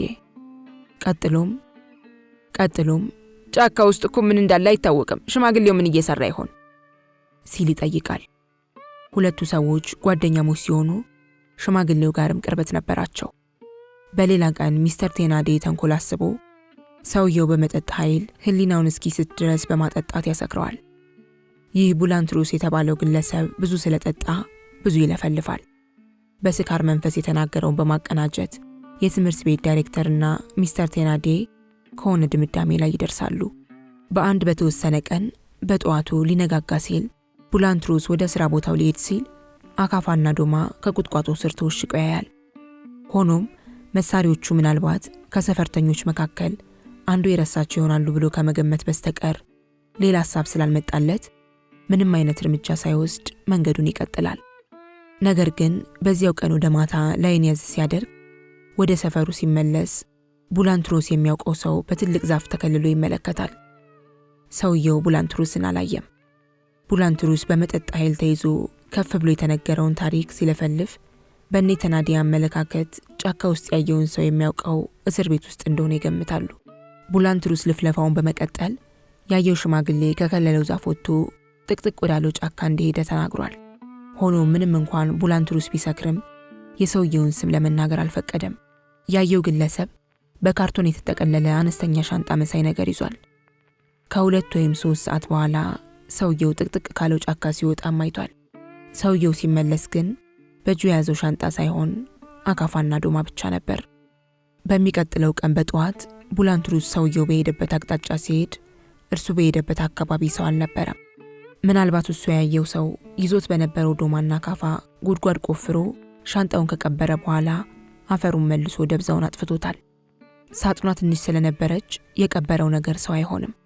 ስለዚህ የቀበረው ነገር ገንዘብ ሊሆን ይችላል ሲል ቡላንቱሩስ ደመደመ። በዚህም የተነሳ ገንዘቡን ለማግኘት ቡላንቱሩስ ፍለጋውን ቀጠለ። ሰውየው ብዙ ለፋ፣ ላይታች አለ። አዲስ የተቆፈረ አፈር ባየ ቁጥር አካባቢውን ሁሉ ቆፈረ። ግልፋቱ መና ሆኖ ስለቀረበት ምንም ነገር ላያገኝ በከንቱ ለፋ እንጂ የተመኘው ነገር አልተሳካለትም። የሚያሳዝነው ነገር ደግሞ ቡላንቱሩስ በሰከረ ቁጥር በመዘላበድና በመቀባጠር ይህን ታሪክ ያወራል። ሆኖም ማንም ሰው የተጨበጠ ነገር ስላላየ ቡላንቱሩስ የሚያወራው ወሬ ከጊዜ በኋላ እየተረሳና ደብዛው እየጠፋ ሄደ። በ1923 ዓ.ም የጥቅምት ወር መገባደጃ ላይ የቱሉን ከተማ ነዋሪዎች ኦሪዮን የሚባል የጦር መርከብ ሲመጣ በሩቁ ይመለከታሉ። ሰው ሁሉ ተሰብስቦ መርከቡን ይጠብቃል። መርከቡ ጉዳት ደርሶበት ለጥገና ስራ ነበር የመጣው። ከዕለታት ባንዱ ቀን የመርከቡ ሰራተኞች የጥገና ስራ ሲሰሩ ያልታሰበ አደጋ ይደርሳል። በዕለቱ የመርከቡ ሰራተኛ የነበረ አንድ ግለሰብ ከመርከቡ ጫፍ ላይ ቆሞ ገመድ እየጠቀለለ ሳለ መረጋገጫውን ስቶ ሊወድቅ ይንገዳገዳል። ሰውየው ከነበረበት ለመቆም ጥቂት ከታገለ በኋላ ለመመለስ ስላልቻለ ጥልቀት ካለው ባህር ውስጥ ሊወድቅ ሲል በአንድ እጁ ገመድ ይዞ ይንጠለጠላል። ከዚያም በሌላው እጁ ጭምር ገመዱን ጥፍር አድርጎ ይዞ ላለመውደቅ ታገለ። ገመዱን ከለቀቀ በርቀት ተወርውሮ ከፍተኛ ጥልቀት ካለው ባህር ውስጥ ሊወድቅና ሊሰምጥ ሆነ። ከዚያ ርቀት ከወደቀ መሞቱ አይቀሬ እንደሆነ ሰውየው ያውቃል። ሰውየውን ለመርዳት መሞከር ማለት ለትልቅ አደጋ ራስን ማጋለጥ ስለሆነ ግለሰቡን ለማዳን የሚሞክር ሰው ጠፋ። ይህን የመሰለ ሙከራ ማካሄድ ማለት ደግሞ ከባህር ውስጥ ገብቶ መሞት ማለት እንደሆነ ከዚያ የነበረ ሁሉ ያውቀዋል። ለዚህ ነው ማንም ደፍሮ ሰውየውን ለመርዳት ያልሞከረው። በመካከሉ ሰውየው እየደከመ ይሄዳል። እጆቹ ስለተንጠለጠሉ ከአደጋው ለማምጠጥ ባለው ኃይል ሲጠቀም የተንጠለጠለበት ገመድ በይበልጥ እየተወዛወዘ ግለሰቡን በይበልጥ አወራጨው። ከዳር ቆሞ ይመለከት የነበረው ሰው ሁሉ ከመቼ መቼ ገመዱን ለቆ ይሰምጣል እያለ ምጥ ይዞት በጭንቀት ዓይን ያየዋል። የሚገርመው ግን ሰውየው በፍርሃት ተውጦ እርዳታ እንዲደረግለት እንኳን አልጮኸም። ከዚያ የነበሩ አንዳንድ ሰዎች ደግሞ እጅግ ከመፍራታቸውና ከመደንገጣቸው የተነሳ ሰውየው ሲወድቅ አናይም በሚል ዓይኖቻቸውን ጨፍነው ወደ መሬት አቀረቀሩ። አንዳንዶችም ፊታቸውን አዞሩ። ከተሰበሰበው ሕዝብ መሃል አንድ ሰው በድንገት ብቅ ብሎ ግለሰቡ ወደ ተንጠላጠለበት ገመድ ሲሄድ ታየ። ይህ ሰው የለበሰው ልብስና ያጠለቀው ቆብ የእስረኛ ስለነበር የተፈረደበት ወንጀለኛ ለመሆኑ ተመልካች ሁሉ አወቀ። ያጠለቀው ቆብ ባለ አረንጓዴ ቀለም ስለነበር የዕድሜ ልክ እስራት የተፈረደበት ወንጀለኛ እንደሆነ ሰው አልተጠራጠረም። ወደ መርከቡ ጫፍ ሲቃረብ ኃይለኛ ነፋስ ስለነፈሰ ቆቡን ነፋስ ወሰደበት። ይህን ጊዜ ጸጉሩ ሽበታም መሆኑ ስለታየ ሰውየው ጠና ያለ ሽማግሌ እንደሆነ ታወቀ። በግርግሩ ወቅት ከሕግ ፊት ቀርበው ከተፈረደባቸውና መርከቡ ላይ ከነበሩት እስረኞች መካከል አንዱ ወደ ጠባቂዎች አዛዥ ሄዶ ኃላፊነቱ የራሴ ሆኖ ይህንን ሰው ለመርዳት ስለምፈልግ እድሉ ይሰጠኝ ብሎ ሲጠይቅ ሰዎች ሰምተዋል። አዛዡ ባይን ጥቅሻ እሺታውን ሲገልጽለት ወዲያውኑ የብረት መዶሻ አንስቶ የታሰረበትን የእግር ብረት በአንድ ምት ከበጣጠሰ በኋላ ወፍራም ገመድ አነሳ። ከዚያም ገመዱን ይዞ ወደ መርከቡ ጫፍ መውጣት ጀመረ። ከመቅጽበት ከመርከቡ ጫፍ ሲደርስም ቆም ብሎ ትንፋሹን ከሰበሰበ በኋላ ሰውየው የተንጠለጠለበትን ስፍራ ርቀት ለመለካት ባይኑ መተረው። ቀጥሎም አይኑን ቀና በማድረግ ወደ ሰማይ እያየ አንድ እርምጃ ወደፊት ተራመደ። የተመልካች ልብ ቀጥ ብሎ እንደቆመ ያህል ሰው ትንፋሽ አጠረው። ሰውየው ከመርከቡ ጠርዝ ላይ ቆሞ በያዘው ገመድ ወገቡን በኃይል ጠፍሮ አሰረ። ገመዱን አጥፎ ከመርከቡ ጫፍ ላይ ደህና አድርጎ አያይዞ በማጥበቅ ካሰረው በኋላ ወደ ታች ለቀቀው። ከዚያም በአንድ እጁ ገመዱን ይዞ እግሮቹን ከገመዱ ላይ አጠላልፎ እየተንጠላጠለ ወደ ታች መውረዱን ቀጠለ። አሁን እንግዲህ ገመድ ላይ የተንጠላጠለው አንድ ሰው ብቻ ሳይሆን ሁለት ሰዎች በመሆናቸው የተመልካች ልብ በጭንቀት ተወጠረ። ሰው ሁሉ ተወራጨ። ከሴቶቹ መካከል አንዳንዶቹ ያለቅሱ ጀመር። በዚያ ሰዓት ሁሉም ሰው ዝም ስላለ የዝንብ ስሪያ እንኳን ለመስማት ይቻል ነበር። ከዚያ የነበረው ሰው ሁሉ በኃይል ቢተነፍስ ነፋሱ አይሎ ሁለቱን ሰዎች በይበልጥ በማወዛወዝ ከባህር ውስጥ ይጥላቸዋል በሚል ስሜት ይመስላል። መናገር ቀርቶ በኃይል የሚተነፍስ እንኳን ጠፋ። ወንጀለኛው እስረኛ ዝግ ብሎ በመውረድ የመርከብ ሰራተኛው ከተንጠለጠለበት ደረሰ። መርከበኛው ከዚያ ወዲያ ለአንዲት ደቂቃ እንኳን ቢቆይ ተስፋ በመቁረጥ ጥልቀት ካለው ባህር ውስጥ ይገባ ነበር ለማለት ይቻላል። ጀብደኛው ወንጀለኛ ተንጠልጥሎ ከወረደበት መንታ ገመድ ባንደኛው መርከበኛውን አጥብቆ አሰረው። ያሰረውን በአንድ እጁ ሲሆን በሌላኛው እጁ እርሱ ራሱ እንዳይወድቅ ገመዱን አጥብቆ ያዘ። እንዴት ብሎ በአንድ እጁ ሊያስረው እንደቻለ ራሱ ብቻ ነው የሚያውቀው። ካንጠለጠላቸው 2 ገመዶች ባንደኛው መርከበኛው በስነ ስርዓት መታሰሩን ካረጋገጠ በኋላ እየደገፈው ቀስ እያሉ ወደ ላይ መውጣት ጀመሩ። በአጭር ጊዜ ውስጥ ከመርከቡ ጫፍ ደረሱ። ከዚያም አሁንም ቀስ እያሉ የተሻለ መቆሚያ ካለበት ስፍራ ሲደርሱም እስረኛው መርከበኛውን ተሸክሞ ሰዎች ወደ ነበሩበት ይዞት ወረደ። መርከበኛው በጣም ተጎድቶ ስለነበር እንዲንከባከቡት ለሥራ ባልደረቦቹ አስረከበው። ይህን ጊዜ የተሰበሰበው ሕዝብ በኃይል አጨበጨበ። እስረኞችን ይጠብቅ የነበረው የ10 አለቃ፣ ሴቶችና ሌሎችም ግለሰቦች ስቅስቅ ብለው አለቀሱ። የተቀሩት ደግሞ ደስ የሚል ትርኢት በሚል በመተቃቀፍ ተሳሳሙ። እልልታው ቀለጠ። የተሰበሰበው ሕዝብ ሁሉ ለዚህ ጀግና ምህረት ይገባዋል ሲል ከዳር እስከ ዳር አስተጋባ። እስረኛው ግን ወደ ቦታው ተመልሶ የተመደበለትን ሥራ መስራት እንደነበረበት ሳይዘነጋ በቶሎ ወደ ሥራው ቦታ እየሮጠ ሄደ። ከዚያም የነበረው ሰው ሁሉ አይን ተከተለው። ድካም ሳይሰማው እየሮጠ በመሄዱ ሰው ሁሉ ተገረመ። ሆኖም በድንገት ቆም ሲል ቢደክመው ነው ሲል ሕዝቡ ጠረጠረ። ነገር ግን ወዲያው ሰው ሁሉ ተንጫጫ። ወንጀለኛው እስረኛ ከባህር ውስጥ ወድቆ ተሰወረ። የወደቀበት ስፍራ በጣም አደገኛ ሲሆን የወደቀው ከ2 መርከቦች መካከል ነበር። ሊሰምጥ ይችላል ሲል ተሰብሳቢው ሕዝብ ደመደመ። 4 ሰዎች በጀልባ ተከተሉት። ሕዝብ ተተራመሰ። ሁሉም ተረበሸ፣ ተሸበረ። ብዙ ቢጠበቅም እስረኛው ተንሳፎ ሳይወጣ ቀረ። ሆኖም ፍለጋው ቀጠለ። ቢሆንም ፍለጋው መና ሆኖ ቀረ እንጂ ሰውየው አልተገኘም። መሽቶ ላይን ያዝ እስከሚያደርግ ፍለጋው ቢቀጥልም እንኳን በሕይወት አስክሬኑም ስላልተገኘ ደስታው በሐዘን ተቀየረ። በሚቀጥለው ቀን የቱሉን ጋዜጠኛ የሚቀጥለውን ጽሑፍ አወጣ። ትናንት ኖቬምበር 17 ቀን 1923 ዓ.ም ኦሪዮን ከሚባል መርከብ ላይ የነበረ የተፈረደበት እስረኛ ባህር ውስጥ ሊሰምጥ የነበረውን መርከበኛ ካዳነ በኋላ ከባህር ውስጥ ስለወደቀ ሰጥሟል። አስክሬኑ ከባህር ውስጥ ብዙ ቢፈለግም ሊገኝ አልቻለም። የእስረኛ መለያ ቁጥር 9430 ሲሆን ሰውየው ዣን ቫልዣ የተባለ ወንጀለኛ እንደሆነ ታውቋል። ምዕራፍ 9 ለሞተ ሰው የገቡትን ቃል ማክበር። ሞንትፌርሜ የሚባል ከተማ የሚገኘው ከኮረብታ ላይ ሲሆን የከተማው ሕዝብ የውሃ ችግር ነበረበት። ውሃ ለማግኘት ሴቶች ራቅ ካለ ስፍራ ይሄዳሉ። ከከተማው ራቅ ብሎ ከሚገኘው ጫካ ውስጥ ብዙ ኩሬዎች አሉ።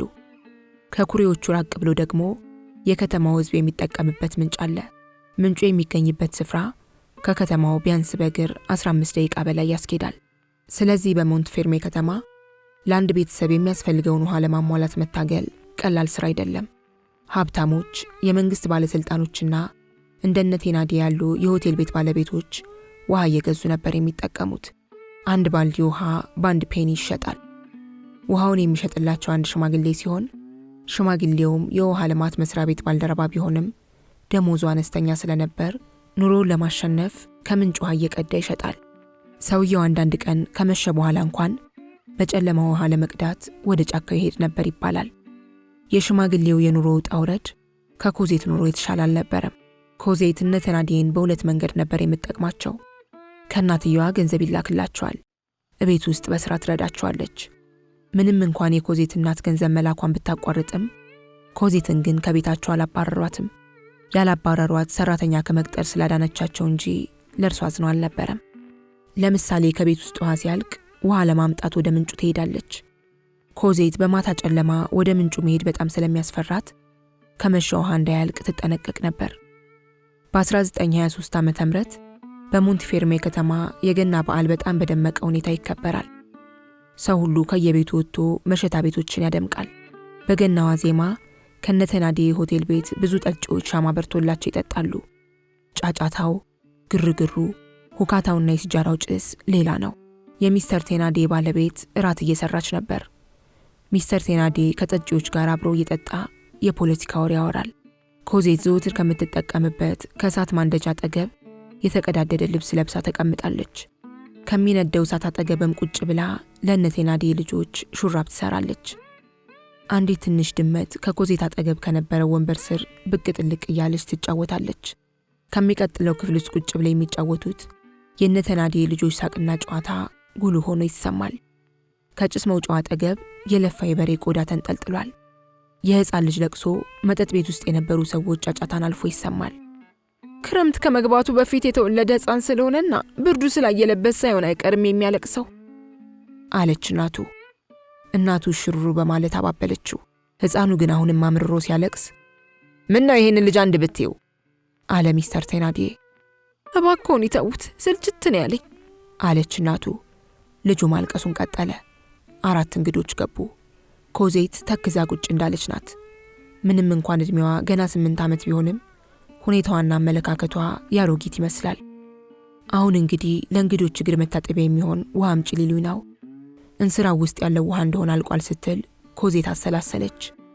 ወዲያው ከእንግዶቹ መካከል አንዱ ተነስቶ ምን ነው ለፈረሴ ውሃ ሳትሰጡት ብሎ ሲናገር ምን ነው ተሰጥቶት የለ እንዴ ስትል ሚስስ ቴናዲ መለሰችለት። የለም አልተሰጠውም ሲል እንግዳው ተከራከረ። ኮዜት ከተቀመጠችበት ተነሳች። ምን ነው ጌቶች እኔ ራሴ ሰጥቼው ፈረሱ እንደሆነ ጠጥቷል። አንድ ባልዲ ውሃ ነው የሰጠሁት። ኮዜት ይህንን ያለችው ዋሽታ ነው። ለፈረሱ ውሃ አልሰጠችውም ነበር። ይቺ ከኔ ጭብጥ የማትበልጠው አንዲት ፍሬ ልጅ የምታወራው ቅጥፈት ጋር ያክላል። እመኑኝ ፈረሴ አንድ ፍኝ ውሃ እንኳን አላገኘም። ውሃ ሲጠማው የሚያሰማውን ድምፅ እኔ በትክክል አውቀዋለሁ አለ መንገደኛው። ኮዜት ሳታመነታ ቅጥፈቷን ቀጠለችበት። ማስተባበያዋን በጣም በደከመ ድምፅ አሰማች። ግን እኮ ብዙ ውሃ ነው የጠጣው። በይ ነይ አለ መንገደኛው። በቃሽ ብዙ አትለፍልፊ። አይኔ እያየ ለፈረሴ ውሃ ስጩ። ድርቅናሽን ግን ብትታዩ ይሻልሻል። ኮዜት ቀደም ሲል ከተቀመጠችበት ጠረጴዛ ስር ሄዳ ቁጭ አለች። ትክክል ነው፣ ፈረሱ ውሃ ካላገኘ ውሃ ሊሰጠ ይገባል አለች ሚስስ ቴናዲ። ይህች ልጅ የት ሄደች ብላ ጠይቃ አካባቢዋን ባይኗ ስትቃኝ ኮዜት ከጠረጴዛው ስር ተወሽቃየቻት። ምን አባሽ ይወሽቅሻል? በእኔ ውጪ ብላ ስትጮህባት ኮዜት ተነሳች። የጠጪዎችን እግር ረግጣ ሌላው እንዳይጮህባት ፈርታ እየተጠነቀቀች ተራመደች። ሚስስ ቴናዲ ጩኸቷን ቀጠለች።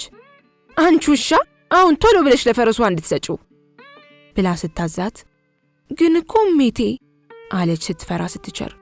ውሃው እኮ አልቋል።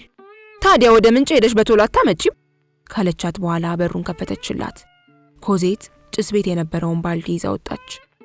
የባልዲው ስፋትና ቁመት ከእርሷ ቁመት ይበልጥ እንደሆነ እንጂ ብዙም አይተናነሱም። ቢያስፈልግ ከውስጡ ገብታ ተዝናንታ ልትቀመጥ ትችላለች። ሚስስ ቴናዲ የምታዘጋጀው ሾርባ በስሎ እንደሆነ ለማወቅ የእንጨት ማመሰያውን አውጥታ አላሰችው። የምንጭ ውሃ እኮ ሾርባ አያጣፍጥም። ወይስ ይህች የተረገመች ልጅ ምናምን ጨምራበት ይሆን ነው ወይስ ሽንኩርት አሳንሽዋለሁ በማለት አጉረመረመች። ኮዜት ባልዲውን ተሸክማ ቆማለች። በሩም እንደተከፈተ ነው። ጊዜው ስለመሸ አብሯት የሚሄድ ሰው ነበር የምትጠብቀው። ምን አባሽ ይገትርሻል አትሄጂም እንዴ ስትል ሚስስ ቴናዲ እንደ ልማዷ ስትጮህባት ኮዜት ወጥታ ሄደች። በሩም ተዘጋ። ከነ ቴናዲ የመሸታ ቤት ፊት ለፊት የነበረው የአሻንጉሊት መሸጫ ሱቅ ሻማ ብርቶ ስለነበር የሻማው መብራት መንገዱን ያሳያል እንጂ ጨለምለም ብሏል። እንደ አጋጣሚ ሆኖ ደመና ዞሮ ኖሮ ሰማዩ ላይ አንዲት ኮከብ እንኳን አትታይም። ከሱቅ ውስጥ አንድ ትልቅ ጨርቅ የለበሰ አሻንጉሊት ስለነበር በመስኮት ይታያል። አሻንጉሊቱ እጅግ በጣም የሚያምር አይነት በመሆኑ ያለፈና ያገደመ እንዲያዩ ነበር ከመስኮት አጠገብ የተሰቀለው። ነገር ግን ያንን የመሰለ ውድ አሻንጉሊት ለልጇ ለመግዛት አቅም ያላት ወይንም ገንዘቧን ያላግባብ የምታባክን እናት ሞንትፌርሜ ከተማ ውስጥ ስላልነበረች አሻንጉሊቱ ከሱቁ ውስጥ ለረጅም ጊዜ ተቀምጧል። የነ ቴናዲ ልጆች ከቤታቸው ውስጥ በገቡና በወጡ ቁጥር አሻንጉሊቱን ያዩታል። ኮዜትም አይኗን ጥላበት ነበር። ያን ዕለት ማታ ኮዜት ባልዲዋን ተሸክማ ውሃ ልትቀዳ ስትሄድ ያንን አሻንጉሊት በትኩረት አየችው። ቀደም ሲል አሻንጉሊቱ እመቤቴ የሚል ስም አውጥታለታለች። እንደዚያን ዕለት አሻንጉሊቱን ቀረብ ብላ አይታው ስለማታውቅ መከፋቷንና ተልእኳን ረስታ አሻንጉሊቱን እያየች ሳይታወቃት ወይ እንዴት ያምራል አለች። ያቺ የተከፋች ልጅ ሱቅ ውስጥ ከረሜላውን አሻንጉሊቱንና ምናምኑን ማየቱ ደስታ ሰጣት። ብዙ ባየችው ቁጥርም መንግስተ ሰማይ የገባች መሰላት። ከትልቁ አሻንጉሊት አጠገብ ሌሎች ትንንሽ አሻንጉሊቶችም ነበሩ። የልጅ ነገር ሆነና ውሃ እንድትቀዳ የተላከች መሆኑን ረስታ አሻንጉሊቶቹን እያየች ብዙ ቆየች።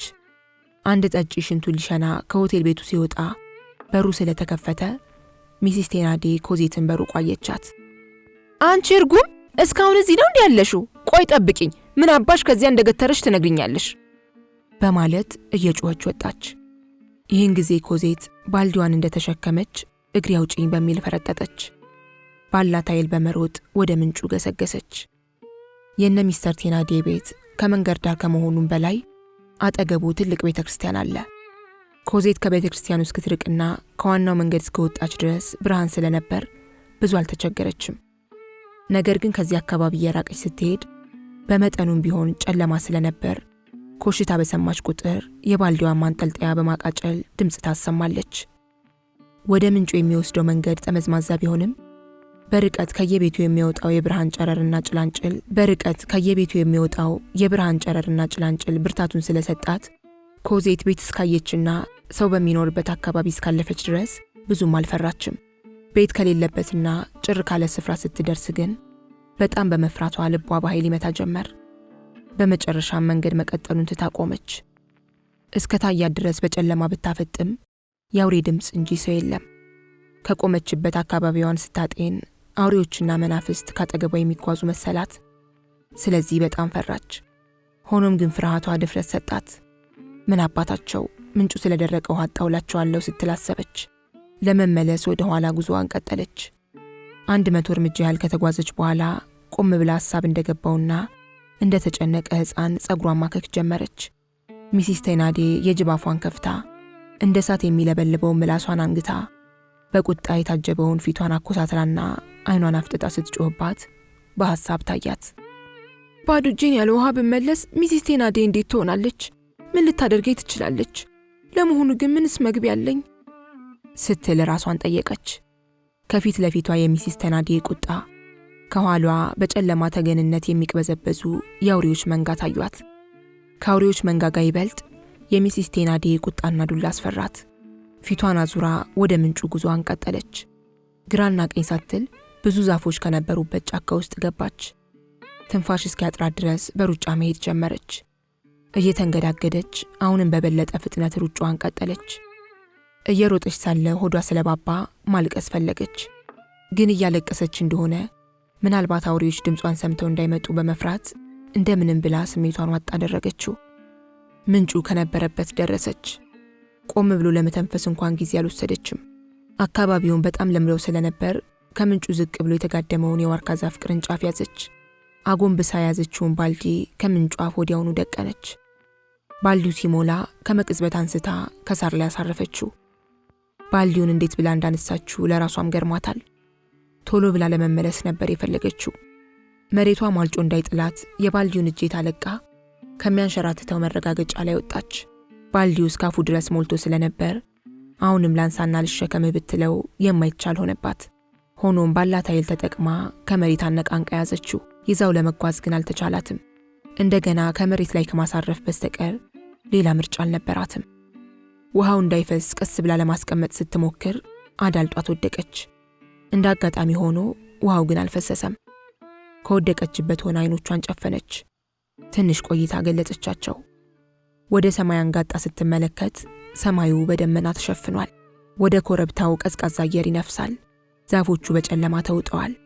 ቀረብ ያሉ ቅርንጫፎች የአውሬ ቅርጽ ስለያዙ በጣም ያስፈራሉ። ነፋስ ሲያወዛውዛቸውም የሚያፏጭ ድምፅን ይፈጥራሉ።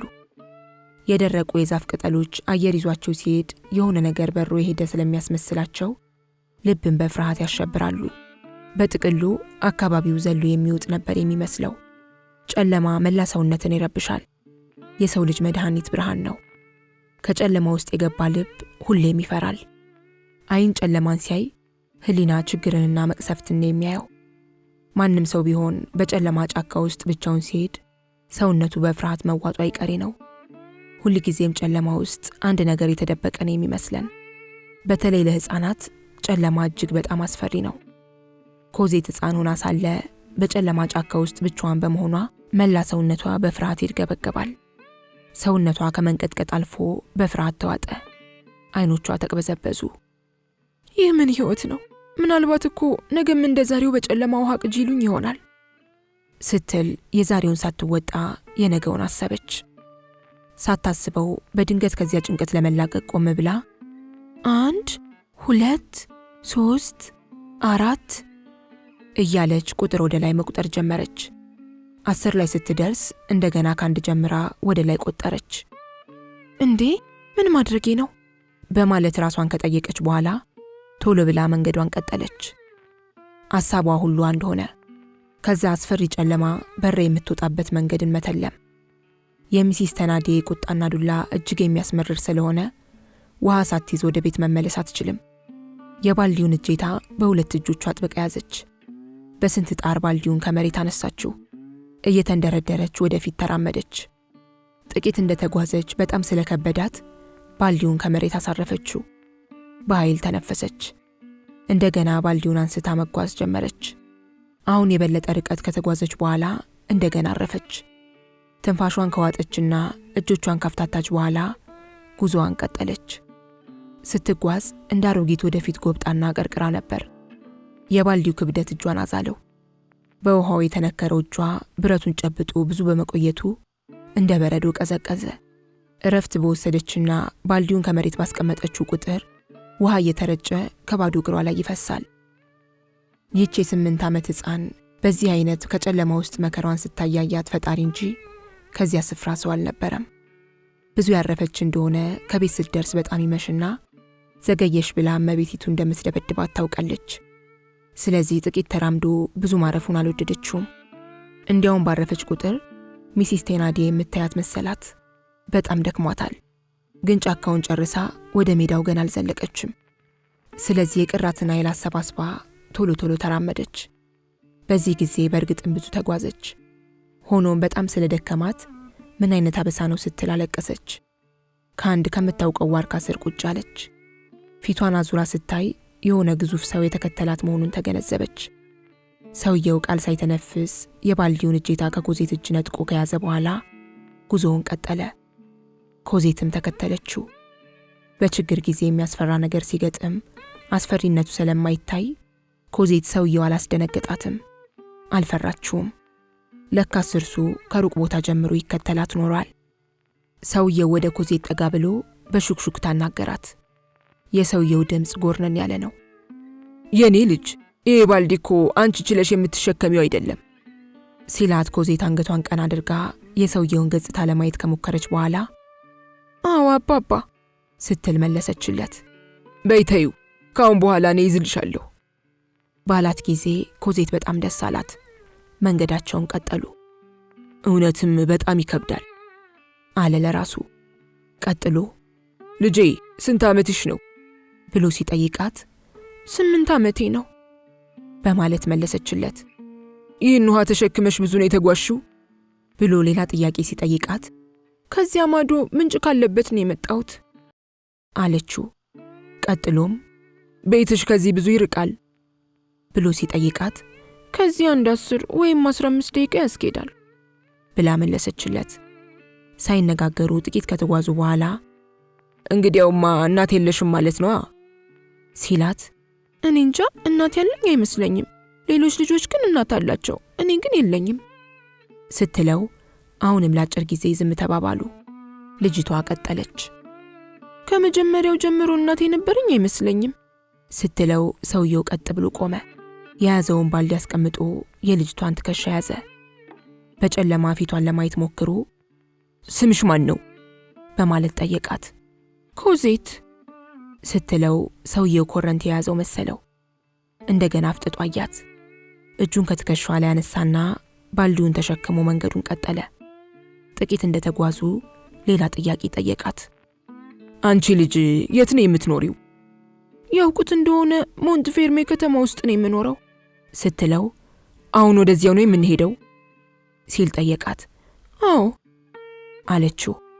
አሁን ሌላ ጉዳይ ሳያነሳ መንገዱን ቀጠለ። ጥቂት ቆይቶ ግን በዚህ ጨለማ ውሃ ቅጂ ብሎ የላክሽ ማን ነው ብሎ ጠየቃት። ማዳም ቴናዲ ናቸው ብላ ስትመልስለት ማዳም ቴናዲ የምትያት ሴት ምን ትሰራለች አላት። እመቤቴ ሆቴል ቤት አላቸው። ሆቴል ቤት አለ። እኔም ከዚያ ለማደር ስለሆነ የሚሄደው መንገዱን አንቺ ምሪኝ። መንገዱ እኮ ይሄው ነው ስትል ሰውየው ቶሎ ቶሎ ይራመድ ጀመር። ኮዜት ብዙም ሳትቸገር ተከተለችው። ጭነቱ ከወረደላት በኋላ ድካም አልተሰማትም። ምን አይነት ደግ ሰው ነው እያለች አልፎ አልፎ ቀና ብላ ታይዋለች። አሁንም ለተወሰኑ ደቂቃዎች ሳይነጋገሩ በዝምታ ብዙ ተጓዙ። በመጨረሻ ሰውየው ተናገረ። እነ ማዳም ቴናዲ ሰራተኛ አላቸው ሲላት አልቀጠሩም ስትል መለሰችለት። አንቺስ ብቻሽን ነሽ ብሎ ሲጠይቃትም አዎን ጌታዬ አለችው። እንደገና ጸጥታ ሰፈነ። ኮዜት ተናገረች። ብቻ 2 ሴቶች ልጆች አሉ ስትለው እነማን ናቸው እነሱ ሲል ጠየቃት። ኢፖኒንና ኢዜልማ አለችው። ኢፖኒንና ኢዜልማ የማን ልጆች ናቸው ሲላት የማዳም ቴናዲ ስትል መለሰችለት። ቀጥሎም እነሱ ምን ይሰራሉ አላት። አለች ልጅቷ በምጸት። ጥሩ አሻንጉሊቶች አሏቸው። በአሻንጉሊቶቹ እየተጫወቱ ራሳቸውን ያስደስታሉ። ቀኑን በሙሉ? አዎ ጌታዬ። አንቺስ? እኔማ ስራ ሰራለሁ። ቀኑን በሙሉ ብሎ ሲጠይቃት ልጅቷ አንገቷን ቀና አድርጋ በትላልቅ አይኖቿ ስታየው የሰውየው አይኖችን ባቅረረዋል። ነገር ግን ጨለማ ስለነበር ከሰውየው ጉንጮች ላይ እንባ መፍሰስ አለመፍሰሱን ለማየት አልቻለችም። ኮዜት ወደ መሬት አቀርቅራ አዎ ጌታዬ ብላ ንግግሯን አቋረጠች። ለአጭር ጊዜ ዝም ካለች በኋላ ስራዬን ከጨረስኩ በኋላ ሲፈቀድልኝ እኔም አንዳንድ ጊዜ እጫወታለሁ አለችው። ምን አይነት ጨዋታ? ደስ ያለኝን። ብዙ መጫወቻ እንኳን የለኝም። ኢፖኒንና ኢዜልማ በአሻንጉሊቶቻቸው እንድጫወት አይፈቅዱልኝም እንዳለችው ከመንደሩ ደረሱ። ኮዜት እየመራችው ከዋናው መንገድ ገቡ። ከዚያ በኋላ ብዙም ጥያቄ አልጠየቃትም። ነገር ግን ከቤተ ክርስቲያኑ አጠገብ ሲያልፉ የብዙ ሰው ኮቴ ስለሰማ ከዚህ ግቢ ውስጥ ንግድ እየተካሄደ ነው እንዴ ሲል ጠየቃት። የለም ጌታዬ፣ ዛሬ እኮ የገና ዋዜማ ነው ስትለው ከሆቴል ቤቱ በመቃረባቸው ኮዜት እየፈራች እጁን ነክታ አባባ ስትል ጠራችው። ምን ነው ልጄ? ከሆቴል ቤቱ ደርሰናል ባለች ጊዜ እና ብሎ ጠየቃት። የውሃውን ባልዲ ስጡኝ አለችው። ለምን? ምክንያቱም ባልዲውን በመያዝ ሌላ ሰው እንደረዳኝ እመቤቴ ካዩ ይደበድቡኛል በማለት መለሰችለት። ሰውየው ባልዲውን ሰጣት። ከሆቴል ቤቱ አካባቢ ሲደርሱና በሱቁ አጠገብ ሲያልፉ ኮዜት ያችን የምትወዳትን አሻንጉሊት አተኩራ ስትመለከታት ሰውየው አያት። ከሆቴል ቤቱ እንደደረሱ በሩ ተከፍቶ ሚሲስ ቴናዲ ሻማ ይዛ ብቅ አለች። ወዲያው አንቺ ለማኝ ምን አባሽ ስትሰሪ ነው እስካሁን ድረስ የቆየሽው? የተረገምሽ! ይሄኔ መንገድ ላይ ስትጫወቺ ይሆናል እስካሁን የቆየሽው ብላ ስትጮህባት እሜቴ አለች ኮዜት እየተንቀጠቀጠች። ከዚህ ለማደር የመጡ እንግዳ ናቸው ስትላት ሚሲስ ቴናዲ ከመቀጽበት በመለወጥ አመለካከቷን አሳምራና ገጽታዋን ቀይራ ፈገግ ለማለት ሞከረች። ማንኛውም የቡና ቤት ሰራተኛ ለማድረግ እንደምትሞክረው ሁሉ ካንጀት ያልወጣ የውሸት ፈገግታ ሳይታ ወደ እንግዳው ተጠጋች። እርሳቸው ናቸው ከሆቴላችን ለማደር የፈለጉት ብላ ስትጠይቃት አዎ እመቤቴ ስትል ኮዜት መለሰች። እኔ ነኝ አለ ሰውየውም እጅ ለመንሳት ያጠለቀውን ቆብ እየነካካ። በዚህ ጊዜ ሀብታም መንገደኞች ትህትና አያሳዩም። በተጨማሪም ከሁኔታውና ካለባበሱ ሀብታም ሰው እንዳልሆነ ለመገመት አያስቸግርም ስትል አሰበች። ለማንኛውም ግባ አለችው ሚሲስ ቴናዲ። ሰውየው ከሆቴል ቤቱ ገባ። ሚሲስ ቴናዲ በማፍጠት ተመለከተችው። ሱሪው፣ ያጠለቀው ቆብና መጫሚያው የተጎሳቆሉ ሆነው አገኘቻቸው። ሴትየዋ ወደ ባሏ ሄዳ የሆነ ነገር ጠየቀችው። ባሏ ከጠጪዎች ጋር አብሮ እየጠጣ ነበር። ባልየው ጣቱን በመነቅነቅ የጠየቀችው ነገር እንደሌለ ገለጸላት። ለጥያቄዋ መልስ እንዳገኘች ወደ ሰውየው ዞር ብላ ጀግናው፣ አዝናለሁ፣ ክፍሎቻችን ሁሉ ተይዘዋል አለችው። ከፈለጋችሁበት ቦታ አስተኙኝ፣ በጣም ደክሞኛል። ሌላው ቢቀር ማድ ቤት እንኳን ቢሆን አልጠየፍም። ከማድ ቤት ውስጥ የሆነ ነገር አንጥፉልኝና ከዚያው አድሬ ተገቢውን ሂሳብ ከፍላለሁ 40 ስትለው 40 ይሁን ግድ የለም እከፍላለሁ አላት። ሂሳቡ በቅድሚያ ነው የሚከፈለው ስትለው ከጠጪዎች መካከል አንዱ ወደ ሴትዮዋ ጆሮ ተጠግቶ 40 ሲል ተናገረ። ክፍሎቻችሁን የምታከራዩት ያሱስ አይደለም እንዴ ብሎ ጠየቀ። ለእርሱ 40 ነው አለችው ሴትዮዋ። ለድሃ 40 ነው የማከራየው። እውነትሽን ነው አለ ባልየው በዝግታና በማይሰማ ድምፅ። እንደነዚህ ያሉ ሰዎች ቤት ስለሚያቆሽሹ ብዙ መክፈል አለባቸው። ባልና ሚስት ከእንግዳው ጋር ሲነጋገሩ እንግዳው የያዘውን ዕቃ ከመሬት አስቀምጦ ከአግዳሚ ወንበር ላይ ቁጭ አለ። ኮዜት ያመጣችውን ውሃ ባለፈረሱ ይዞ ወጣ። ኮዜት ከተለመደው ስፍራ ማለትም ከምግብ ቤቱ ጠረጴዛ ስር ቁጭ ብላ የሹራብ ስራዋን ቀጠለች። ከመቀመጧ በፊት ተከፍቶ ከነበረው ፋሽኮ ቪኖ በብርጭቆ ቀድታ ለእንግዳው ሰጠችው። እንግዳው የጠየቀው ቪኖ ይቅረብለት እንጂ አልጠጣውም። ዝም ብሎ ኮዜትን እያየ ያጤናታል። ኮዜት ተጎሳቁላለች፣ ግን መልኳ በጣም ቆንጆ ነው። ሰውነቷ ገርጥቷል። እድሜዋ 8 ዓመት ቢሆንም በሚገባ ላጤናት 8 ሳይሆን 6 ዓመት እንኳን የሞላት አትመስልም። ትልልቅ አይኖቿ ሰርጉደው ወደ ውስጥ ገብተዋል። በዘወትር ለቅሶ ምክንያትም በልዘዋል። ለረጅም ጊዜ እንደታመመ ወይም እንደታሰረ ሰው ከንፈሮቿ ደርቀዋል። እጆቿ እንደ ሞረድ ተከታትፈው ሻክረዋል። ስጋው አልቆ በአጥንት ብቻ ቆማ የምትሄድ እስክትመስል ከስታለች። ሁልጊዜም ስለሚርባት ጉልበቶቿን አጣጥፋ መቀመጥ ልማዷ ሆኗል። የለበሰችው ልብስ ቡትቶ ስለነበር ከብዙ ቦታ ላይ ክብር ገሏን ከማሳየቱ ሌላ በቁንጥጫ ብዛት የጠቆረው ሰውነቷ በቀዳዳዎቹ ገሃድ ወጥቷል። የልጅቱ ገጽታ፣ ድምፅ፣ ዝምታና ጠቅላላ ሁኔታ የሚያመለክተው አንድ ነገር ብቻ ነው፣ ፍርሃት። በዚህም ፍርሃት የተነሳ ነው ከወንዝ እንደመጣች ልብሷን በሳት ሳታደርቅ ሰውነቷ እንደራሰና ልብሷ እንደረጠበ በቀጥታ ከጠረጴዛ ስር የተቀመጠችውና ስራዋን የቀጠለችው። ራት ይፈልጋሉ ስትል ሚስስ ቴናዲ መንገደኛውን ስትጠይቀው በሐሳብ ተውጦ ስለነበር መልስ አልሰጣትም።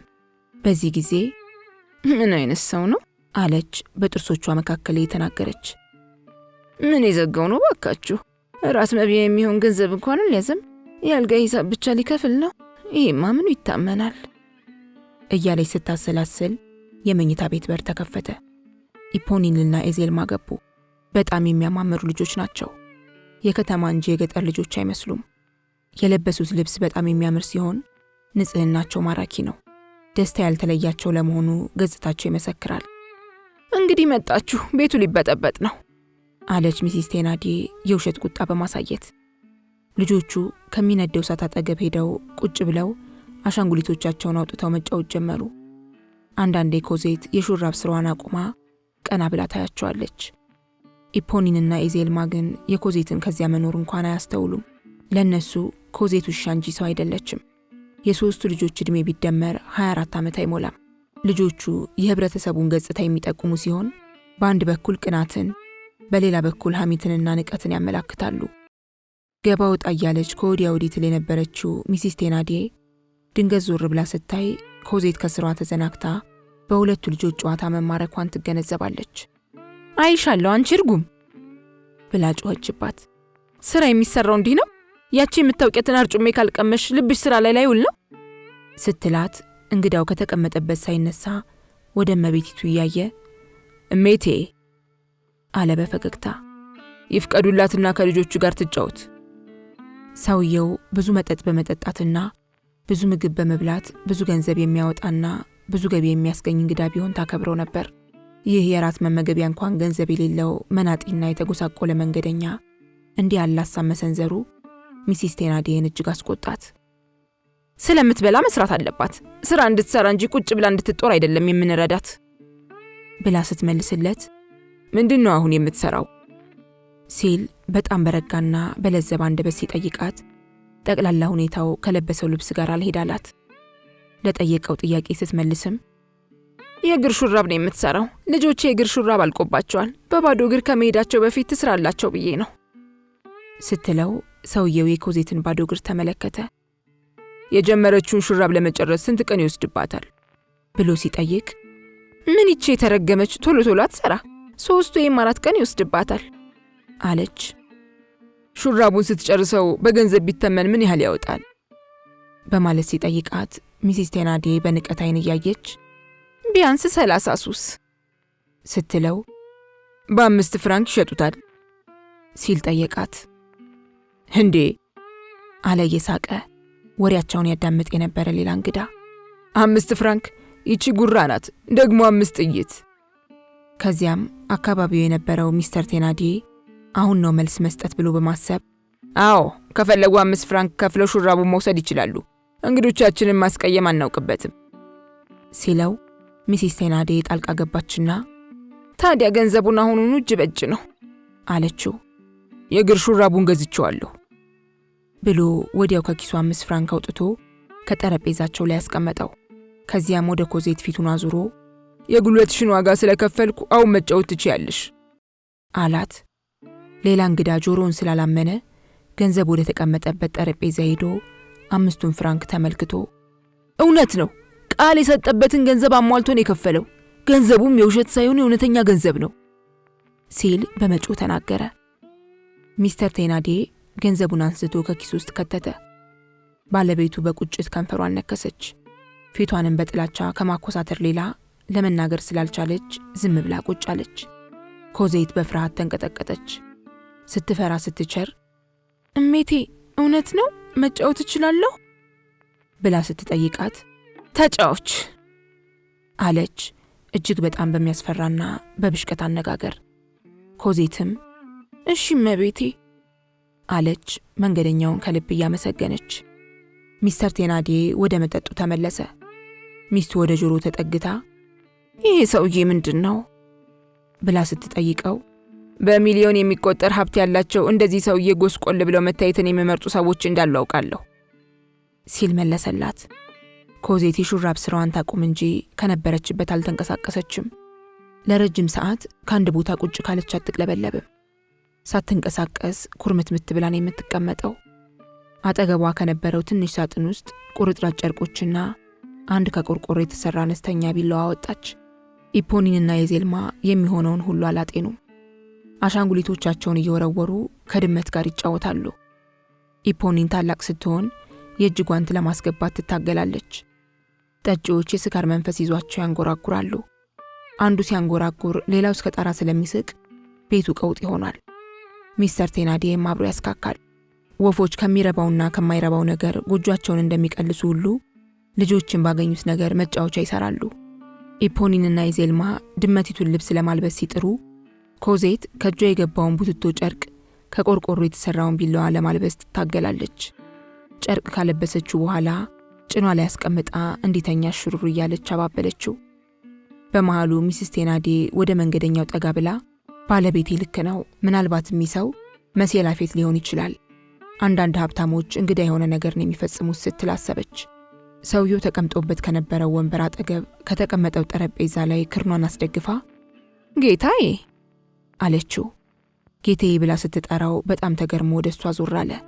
ቀደም ሲል ደጋግማ ጎበዝ እያለች ነበር የምትጠራው። ልጅቷ እንድትጫወት ስፈቅድላት አዩ ጌታዬ አለች ፊቷን በፈገግታ በማስዋብ። ፈገግታዋ ይበልጥ እንዲጠላት አደረገው እንጂ ልቡን ሊገዛላት አልቻለም። ደግ ሰው ስለሆንኩ ለእርሶ ስል ነው የፈቀድኩላት። ልጅቷ መናጢ ድሃ ስለሆነች ስራ መስራት ነበረባት ስትለው ልጁ አይደለችማ ብሎ በጠየቃት ጊዜ ምን ነው ጌታዬ፣ ምጽዋተኛ እንጂ ልጅ አይደለችም። ረዳት ስለሌላት እኛ አስጠጋናት። ቢያዩዋት የተረገመችና ደደብ ልጅ ናት። እንደሚያዩዋት የራስ ቅሏ በጣም ትልቅ ቢሆንም ንፍጥ ብቻ መሆን አለበት ጭንቅላቷ ውስጥ ያለው። እኛ ግን ሀብታሞች ባንሆንም መደረግ ያለበትን ሁሉ እናደርግላታለን። ገንዘብ እንዲልኩላት ወደ ዘመዶቿ ደብዳቤ ደጋግመን ብንጽፍም መልስ አልሰጡንም። ደብዳቤ ከጻፉልን ከ6 ወራት በላይ ሆኗል።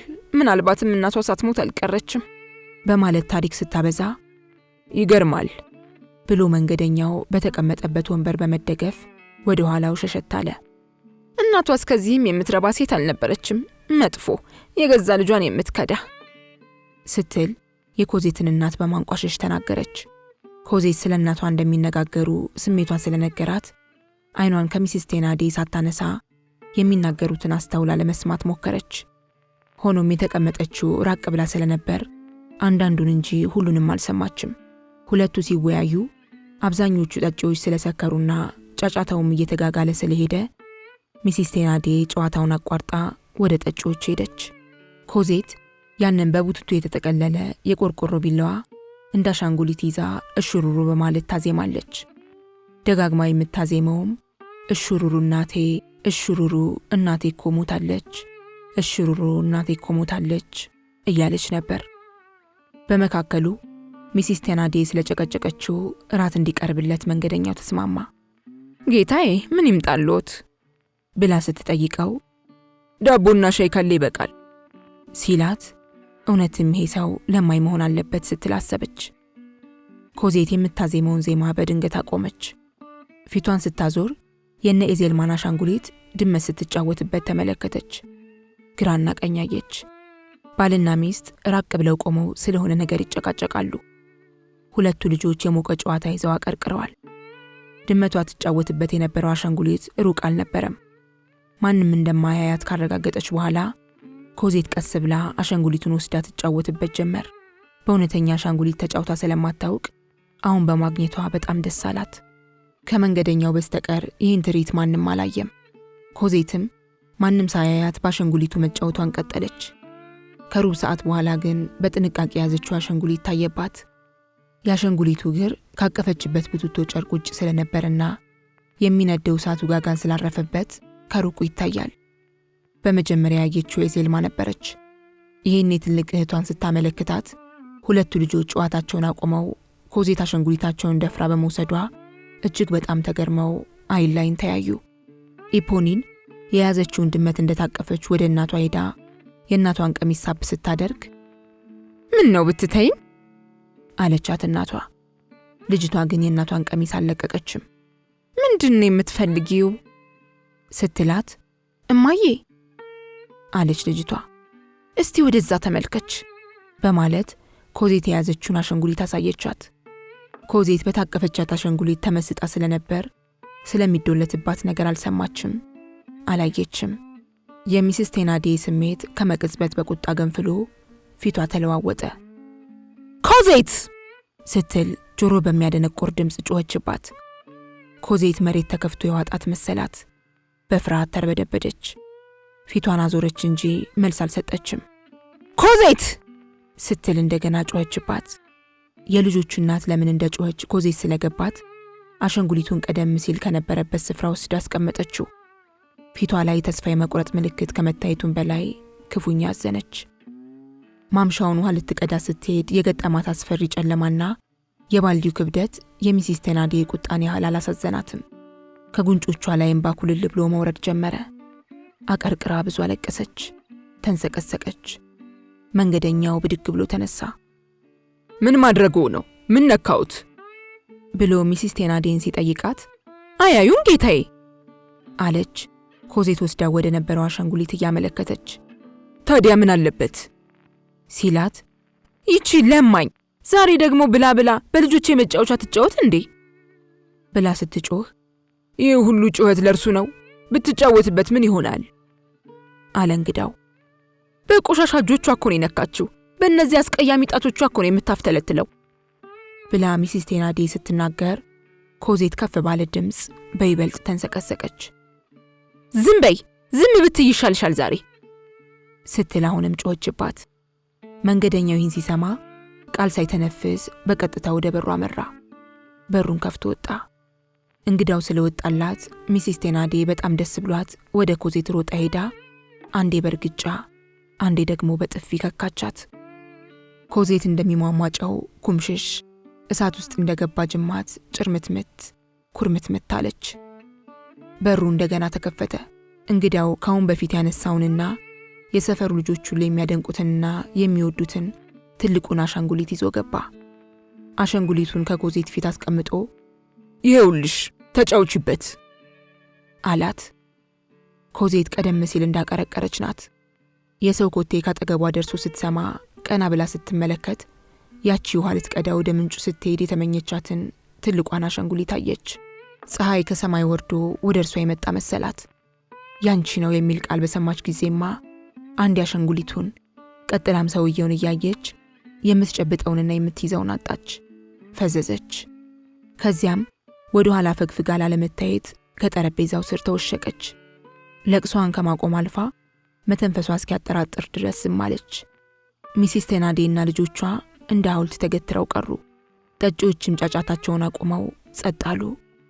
ቤቱ ሁሉ ረጭ አለ። ሚሲስ ቴናዴ ስለ ሰውየው ለማወቅ የነበራት ጉጉት አገረሸባት። ይህ ሽማግሌ ማን ነው?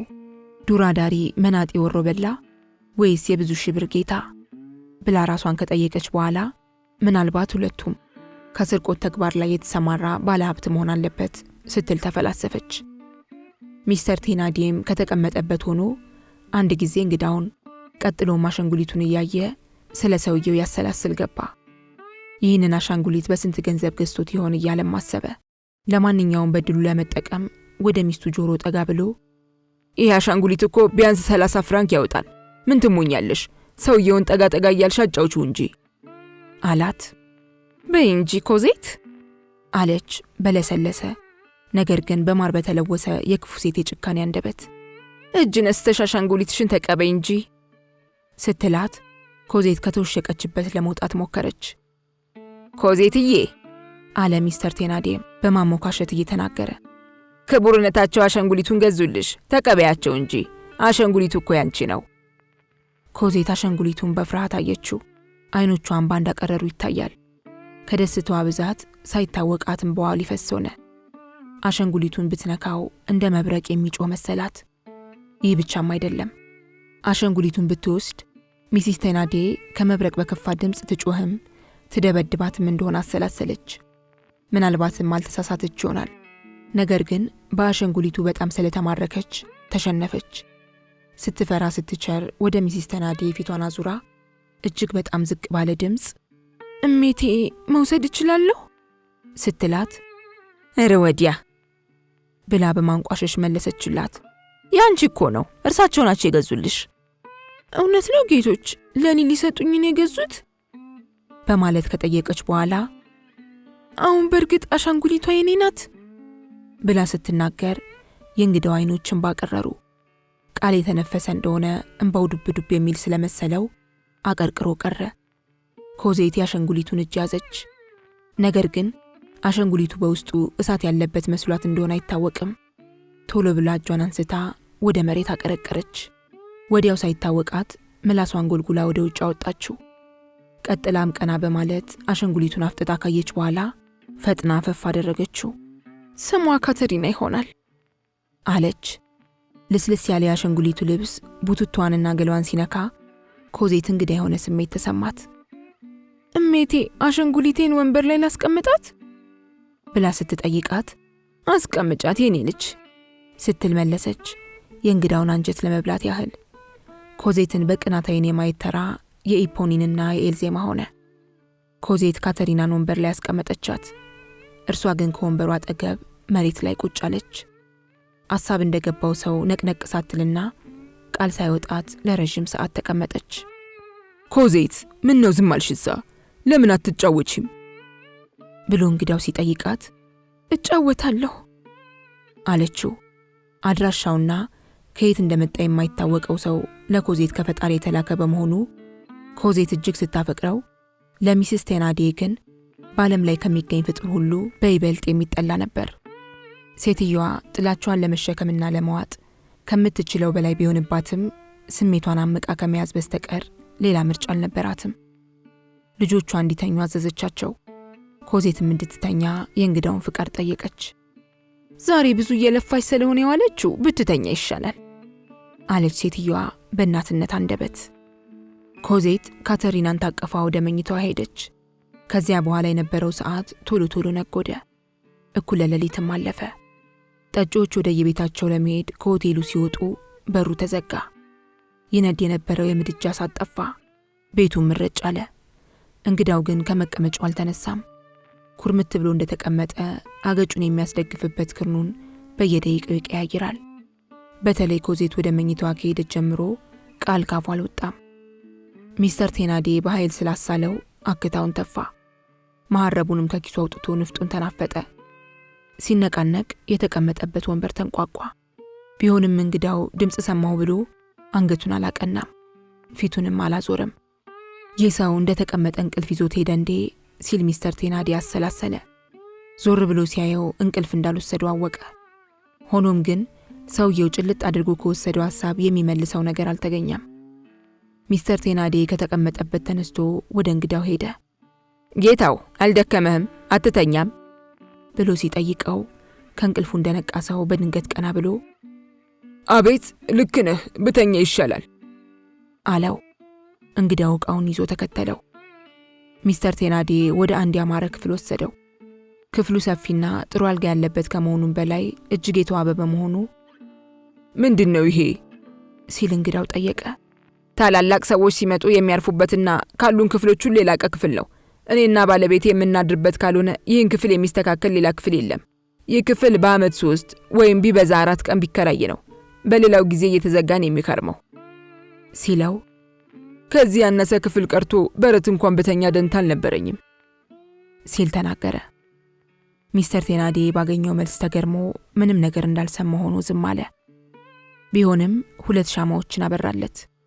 ክፍሉ የእሳት ማንደጃ ስለነበረው ክብሪት ጭሮ ከእሳት ማንደጃ ውስጥ የነበረውን እንጨት አቀጣጠለ። እንግዳው ይህ ሁሉ ሲሆን ፊቱን ወደ መስኮት አዞረ እንጂ የሆነውን አላየም። በመጨረሻም ፊቱን አዞሮ ሲመለከት ሚስተር ቴናዲ ሄዷል። ምናልባትም ደናደር ማለቱ መዳፈር ይሆንብኛል በሚል ይመስላል ዝም ብሎ ሄደው። በሚቀጥለው ቀን ግን በተቻለ መጠን ሰውየውን ለመቦጥቦጥ አቅዷል። ጎህ ሲቀድ ሚስተር ቴናዲ ከመኝታው ተነስቶ ወደ እንግዳ መቀበያ ስፍራ ሄደ። በቅጡ ስላልነጋ ሻማ ብርቶ የእንግዳውን ሂሳብ ማስላት ሲጀምር ባለቤቱ ካጠገቡ ቆማ አጎንብሳ አየችው። ሂሳቡን ሲያሰላና ቁጥሮቹን ሲጽፍም በዓይኗ ተከተለችው። ሰውየው ሐሳቡን ሳይለውጥ በስራው ተጋ። ከቤት ውስጥ የሆነ ድምፅ ተሰማ። የሆነ ሰው ክፍሎቹን እንደሚያጸዳዳ ያስታውቃል። ከአንድ ሩብ ሰዓት በኋላ ሚስተር ቴናዲ ሂሳቡን አስልቶ ጨረሰ። ከዚያም የነበረበትን ክፍል ለቆ ወጣ። ልክ እርሱ ሲወጣ እንግዳው ሰውዬ ከነበረበት ክፍል ገባ። ሚስተር ቴናዲ ብዙም አልራቀም። ባለቤቱ ግን ከዚያው ክፍል ውስጥ ነበረች። እንግዳው ዕቃውን በእጁ ይዞ ነው ከክፍሉ ውስጥ የገባው። ምን ነው ቶሎ ተነሱ? ገና በቅጡ ሳይነጋ ሊሄዱ ነው እንዴ? ብላ ሚስስ ቴናዲ ስትጠይቀው እንግዳው ሐሳብ የገባው መሰለው። ስለዚህ በቶሎ መልስ አልሰጣትም። ቆይቶ ግን አዎ ሜቴ፣ መሄድ አለብኝ አላት። ወደ ሌላ ሀገር ማለፎ ነው? ሞንትፌርሜ ውስጥ ስራ የለውትማ ብላ ሴትዮዋ ስትጠይቀው የለም፣ ስለመሸብኝ ያደርኩት እንጂ ከዚህ የተለየ ጉዳይ የለኝም ብሏት ሂሳብ ስንት እንደሆነ ጠየቃት። ሚስስ ቴናዲ የቃል መልስ ሳትሰጠው ባለቤቷ ያዘጋጀውን ሂሳብ አንስታ ሰጠችው። መንገደኛው ወረቀቱን በማገላበጥ ሂሳቡን ተመለከተ። ነገር ግን ወረቀቱ ላይ ያፍጥጥ እንጂ ሐሳቡ ሌላ ቦታ ነበር። እሜቴ አለ። ሞንትፌርሜ ውስጥ የንግድ ሥራ እንቅስቃሴ እንዴት ነው ብሎ ሲጠይቃት ምንም አይደል ስትል መለሰችለት በመገረም። እርሷ የጠበቀችው ሌላ ጥያቄ ነበር። መቼም ክቡርነቱ እንደሚያውቁት ጊዜው እስከዚህም የሚያስደስት አይደለም። ከተማችን ውስጥ ብዙ ሀብት ያላቸው ሰዎች በጣት የሚቆጠሩ ናቸው። ከተማዋም እንደሚያዩት አነስተኛ ከተማ ናት። እንደ እርሱ ያለ ሀብታም እንግዳ የሚያጋጥመን አልፎ አልፎ ሲሆን የዕለት ወጫችን ግን እጅግ ብዙ ነው።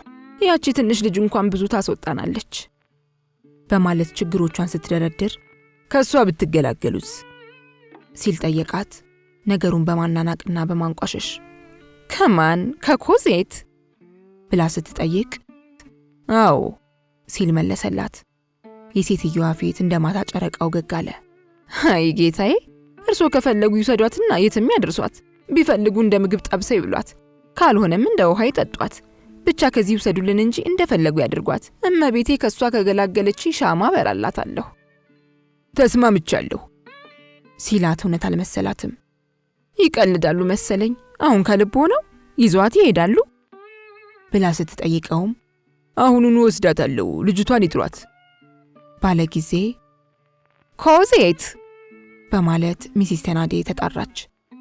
ልጅቷ ከመምጣቷ በፊት ሂሳቤን ልዝጋ፣ ስንት ነበር ብሎ ጠየቀ። ሂሳቡን ከተሰጠው ወረቀት ላይ አየ። የመገረም ምልክት ሳያሳይ 23 ፍራንክ ብሎ ሲናገር ሚስተር ቴናዲ ከክፍሉ ውስጥ ገባ። የለም ጌታው፣ መክፈል ያለብህ 26 ሱስ ብቻ ነው ሲለው 26 ሱስ ብላ ሚስስ ቴናዲ ጮኸች። የክፍሉ ኪራይ 23 ሲሆን የራት ሂሳብ 6 ነው። ስለ ልጅቷ ግን እኔ እናንተ እንነጋገራለን። አንቺ ደግሞ ጉዳዩን ለኛ ታዩ ሲላት ሚሲስ ቴናዴ በባሏ ሁኔታ እጅግ ተገርማ መልስ ሳትሰጥ ከክፍሉ ወጥታ ሄደች። ሚስተር ቴናዴ ባለቤቱ መሄዷን ካረጋገጠ በኋላ ምን ነው ቆምክ? እስቲ ለአንድ አፍታ ቁጭ በል ብሎ ወንበር አቀረበለት። መንገደኛው ቁጭ አለ። ሚስተር ቴናዴ ግን ለመቀመጥ አልፈለገም። ጌታው አለ ሚስተር ቴናዴ፣ ይህች ልጅ እኮ በጣም የማደንቃትና የምወዳት ልጅ ናት ብሎ ሲናገር እንግዳው ሰውየውን በማፍጠጥ አየው። ለመሆኑ ስለ የትኛዋ ልጅ ነው የምታወራው? በማለት ሲጠይቀው ሚስተር ቴናዴ ንግግሩን ቀጠለ። መቼስ የእርሶ ነገር አይሆንልኝም፣ ልጅቷን በጣም አደንቃታለሁ ብሎ በድጋሚ ሲናገር እንግዳውን ሐሳቡን በመድገም የትኛዋ ልጅ ነው የምትለው ሲል ጠየቀው። ውይ አልገባህም እንዴ? ይቺ የኛይቱ ትንሿ ኮዜት ናታ። እና አሁን አንተ እርሷን ልትወስድብን ትፈልጋለህ? እኔ መቼም በዚህ አልስማማም። ከአጠገቤ ከሄደች በጣም ትናፍቀኛለች። ከሕፃንነቷ ጀምሮ አብራን ስለኖረች የእርሷ ነገር አይሆንልንም። እርግጥ ነው ብዙ ገንዘብ ታስወጣናለች። ለምሳሌ አንድ ጊዜ በጠናታማ ለመድኃኒት መግዣ እስከ 400 ፍራንክ አስወጥታናለች። እኛ ደግሞ እስከዚህም የተትረፈረፈ ሀብት የለንም። ቢሆንም ይህን ያህል ወጪ ብናወጣም ስለ ሰማዩ ጌታ ብለን ብዙ አልተማረርንም። ከዚህም በተጨማሪ ብዙ ጥፋት ታጠፋለች። እናትም ሆነ አባት የላትም። እኛ ግን እንደ አባትም እንደ እናትም ሆነን አሳደግናት። አሁንም ቢሆን ለእኛና ለእርሷ የሚሆን የዕለት ጉርስ አናጣም። ስለዚህ ከኔ ርቃ እንድትሄድብኝ አልፈልግም። መቼም እኔ አሁን የምለው ነገር ሁሉ ይገባሃል። ልጅቷን እንወዳታለን። ባለቤቴ አንዳንድ ጊዜ ትቸኩላለች። ነገር ግን እሷን ብትሆን ልጅቷን ትወዳታለች። እንደ ራሳችን ልጅ ነው የምናያት።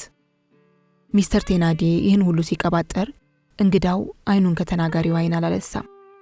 ሰውየው ልፍለፋውን በመቀጠል ይቅርታ አድርግልኝና ማንም ቢሆን ለማያውቀው ሰው ልጁን አንስቶ አይሰጥም። ልክ አይደለሁም? መቼም አንተ እንዲሁ ሲያዩ የጨዋ ልጅ እንደሆንክ ታስታውቃለህ። ሀብትም የተትረፈረፈ ትመስላለህ። ልጅቷን ልውሰዳት ብለህ ስትጠይቅ ስለ ልጅቷ ደህንነት ብለህ እንደሆነ ማወቅ ይኖርብኛል። ገባህ? ለእርሷ ስል ስሜቴን ለመዋጥ ሞክራለሁ። ሆኖም ግን የግሌን ጥቅም ለእርሷ ስል መስዋዕት ባደርግ እንኳን የት ይዛሃት እንደምትሄድ ማወቅ አለብኝ። ሌላው ቢቀር የወደፊት አድራሿ የት እንደሚሆንና ከማን ጋር እንደምትኖር ባውቅ እየተመላለስኩ ጠይቃታለሁ። አሁን ለምሳሌ ስምህን እንኳን አላውቅምና ልጅቷን ማን ወሰዳት ተብዬ ብትጠየቅ ምን እላለሁ? ልጅቷን ልውሰዳት ስትል ለእርሷ አስበህ እንደሆነ ይገባኛል። ልጅቷን የምትወስዳት ከሆነ ቢያንስ የመታወቂያ ወረቀትህን ማየት ይኖርብኛል ሲልም ብዙ ተናገረ። መንገደኛው አሁንም አይኑን ካይኑ ሳያነሳ የሚቀጥለውን መለሰለት። ሚስተር ቴናዴ፣ ሰዎች ከፓሪስ ከተማ ወጣ ባሉ ቁጥር የመታወቂያ ወረቀት ላይ ይዙ ይችላሉ። ኮዜትን ከወሰድኳት ወስዳታለሁ። በቃ ሐሳቤ ይሄው ስለሆነ በዚሁ ማቆም ነው የሚሻለው። ሌላ ታሪክ፣ ሌላ ጀባ አያስፈልግም። ስለዚህ እኔ ማን እንደሆንኩ ወይም የት እንደምኖርና ልጅቷ ወደፊት የት እንደምትሆንም አንተ ማወቅ የለብህም። እንዲያውም አንዴ እግሯ ከዚህ ቤት ከወጣ በኋላ ዳግም እንድታዩት አልፈቅድም። በዚህ ትስማማለህ ወይስ እምቢ ነው የምትለው ብሎ ሲጠይቀው ሰውየው ከባድ ሰው እንደሆነ የሚስተር ቴናዴ ህሊና ጠረጠረ። የሆቴሉ ባለቤት በዋዜማው ከጠጮች ጋር ሲጠጣ ሲስቅና ሲያሽካካ እንግዳውን በሚገባ ጢኖታል። ማምሻውን ሰውየው አይኑን ከኮዜት አይን እንዳላነሳም ታዝቧል። ኮዜትን ለምን ወደዳት? ይህ ሰው ማን ነው? ብዙ ብር ተሸክሞ ሳለ ለምን ብሎ ነው አዳፋ ልብስ የለበሰው? ለነዚህና ለመሳሰሉት ጥያቄዎች መልስ ለማግኘት ባለመቻሉ ተበሳጭቶ ነው ያመሸው ሚስተር ቴናዴ። ለምንድን ነው ራሱን የማያስተዋውቀው? አያቷ ይሆን? መቼስ አባቷ ሊሆን አይችልም። ማንም ቢሆን መብቱንና ማንነቱን በአደባባይ ያወጣል እንጂ አይሸሽግም። ታዲያ ይህ ሰው ማን ነው? ሰውየው ትልቅ ሰው እንደሆነና ለመታወቅ የማይፈልገው በሆነ ምክንያት እንደሆነ ልቡ ጠርጥሯል። ገና ከጅምሩ ከእንግዳው ጋር ጨዋታ ሲጀምር የተደበቀ ሚስጥር እንዳለው ልቦና አውቋል። ስለዚህ የሰውየው ቆራጥ መልስ አላንበረከከውም። ነገር በቶሎ ስለሚገባው የማይጠበቅ መልስ በማግኘቱ ሰውነቱ አልተረበሸም። እንዲያውም እድል ያሁን ነው ብሎ በማሰብ ጌታው፣ ልጅቷን ከፈለካት 1500 ፍራንክ ክፈለኝ አለው። በዚህ ጊዜ መንገደኛው የቆዳ ቦርሳውን ከኪሱ አውጥቶ ከፈተው። የተጠየቀውን ገንዘብ ከጠረጴዛው ላይ አስቀምጦ ጣቶቹን ከገንዘቡ ላይ አሳረፈ። ሂድና ኮዜትን በቶሎ አምጣት ሲል አዘዘው። ኮዜት ከመቅጽበት ሰዎቹ ከነበሩበት ክፍል ገባች። መንገደኛው ይዞት የነበረውን ከረጢት ከፍቶ የሚያማምሩ የ7 ዓመት ልጅ ልብሶችን አወጣ። ጫማና ስካርፍም እንዲሁ አወጣ። የልብሶቹ ቀለም ጥቁር ሲሆን እንግዳው ሰውዬ ልጄ፣ ልብሶቹን ወስደሽ በቶሎ ለብሰሻቸው ተመለሺ ሲል አዘዛት። ገና በቅጡ ሳይነጋ በጠዋቱ ከቤት የወጣ የከተማው ነዋሪ ባይተዋሩ መንገደኛ አንዲት የያዘን ልብስ የለበሰች ትንሽ ልጅ አስከትሎ ከከተማው ወጥቶ መሄዱን ተመለከተ። ኮዜትም አዲሷ አሻንጉሊቷን ይዛ ወደ ፓሪስ በሚያመራው መንገድ ባይተዋሩን ተከትላ ሄደች። ባይተዋሩ ሰው ማን እንደሆነ ማንም አላወቀም፣ እርሷም አላወቀችውም። ኮዜት አዳዲስና እጅግ የሚያማምሩ ልብሶች በመልበሷ ብዙ ሰው አለያትም። እርሷ ግን በየዋህነት እንደ በግ እየተነዳች ሄደች። መሄዱን ስትሄድ ከማን ጋር ነው ሄደችው? የትስ እንደምትሄድ ታውቃለች? አታውቅም። የተከፋ የተቸገረና ሆዱ የባባበት እንደ ወንዝ ውሃ ዝም ብሎ ይሄዳል እንጂ መድረሻውን አይጠይቅም። ኮዜትም እንዲሁ ምንም ሳትጠይቅ ሄደች፣ ተጓዘች። የእነዚያን ጨካኝ ሰዎች ቤት ለቃ መውጣቷን ግን ጠንቅቃ ታውቃለች። ከሆቴል ቤቱ ስትወጣ ደህና ሁኚ ብሎ የተሰናበታት ሰው የለም። እርሷም ደህና ሁኑ ብላ የተሰናበተችው ሰው አልነበረም። ከዚያ አስከፊ ቤት ተጠልታና ጠልታ መውጣቷ ግን ሀቅ ነው። ኮዜት ሰማይ ሰማዩን እያየች ቃል ሳትናገር ሰውየውን ተከትላ ጉዞዋን ቀጠለች። አልፎ አልፎ ደጉን ሰውዬ ቀና ብላ ታየዋለች። ይህ ሰው የእግዚአብሔር መልእክተኛ ነው ብላ ገምታለች። መሸት ሲል ዣን ቫልዣ ልጅቷን ይዞ ከፓሪስ ከተማ ደረሰ። ከተማ እንደገቡ በጋሪ ተሳፍረው ከከተማው ክልል ወጡ። እርሱ ከፈለገበት ስፍራ ሲደርሱ ሂሳባቸውን ለባለጋሪው ከፍለው ወረዱ። ዣን ቫልዣ የልጅቷን እጅ ይዞ ጥቂት ከተጓዙ በኋላ ከአንድ አልቤርጎ ገቡ። እራታቸውን በሉ። ብዙ ስለተጓዙ በጣም ደክሟቸዋል። በተለይ ኮዜት በጣም እንደደከማት ዣን ቫልዣ ስለተገነዘበ አቀፋት። እርሷም አሻንጉሊቷን አቀፈች።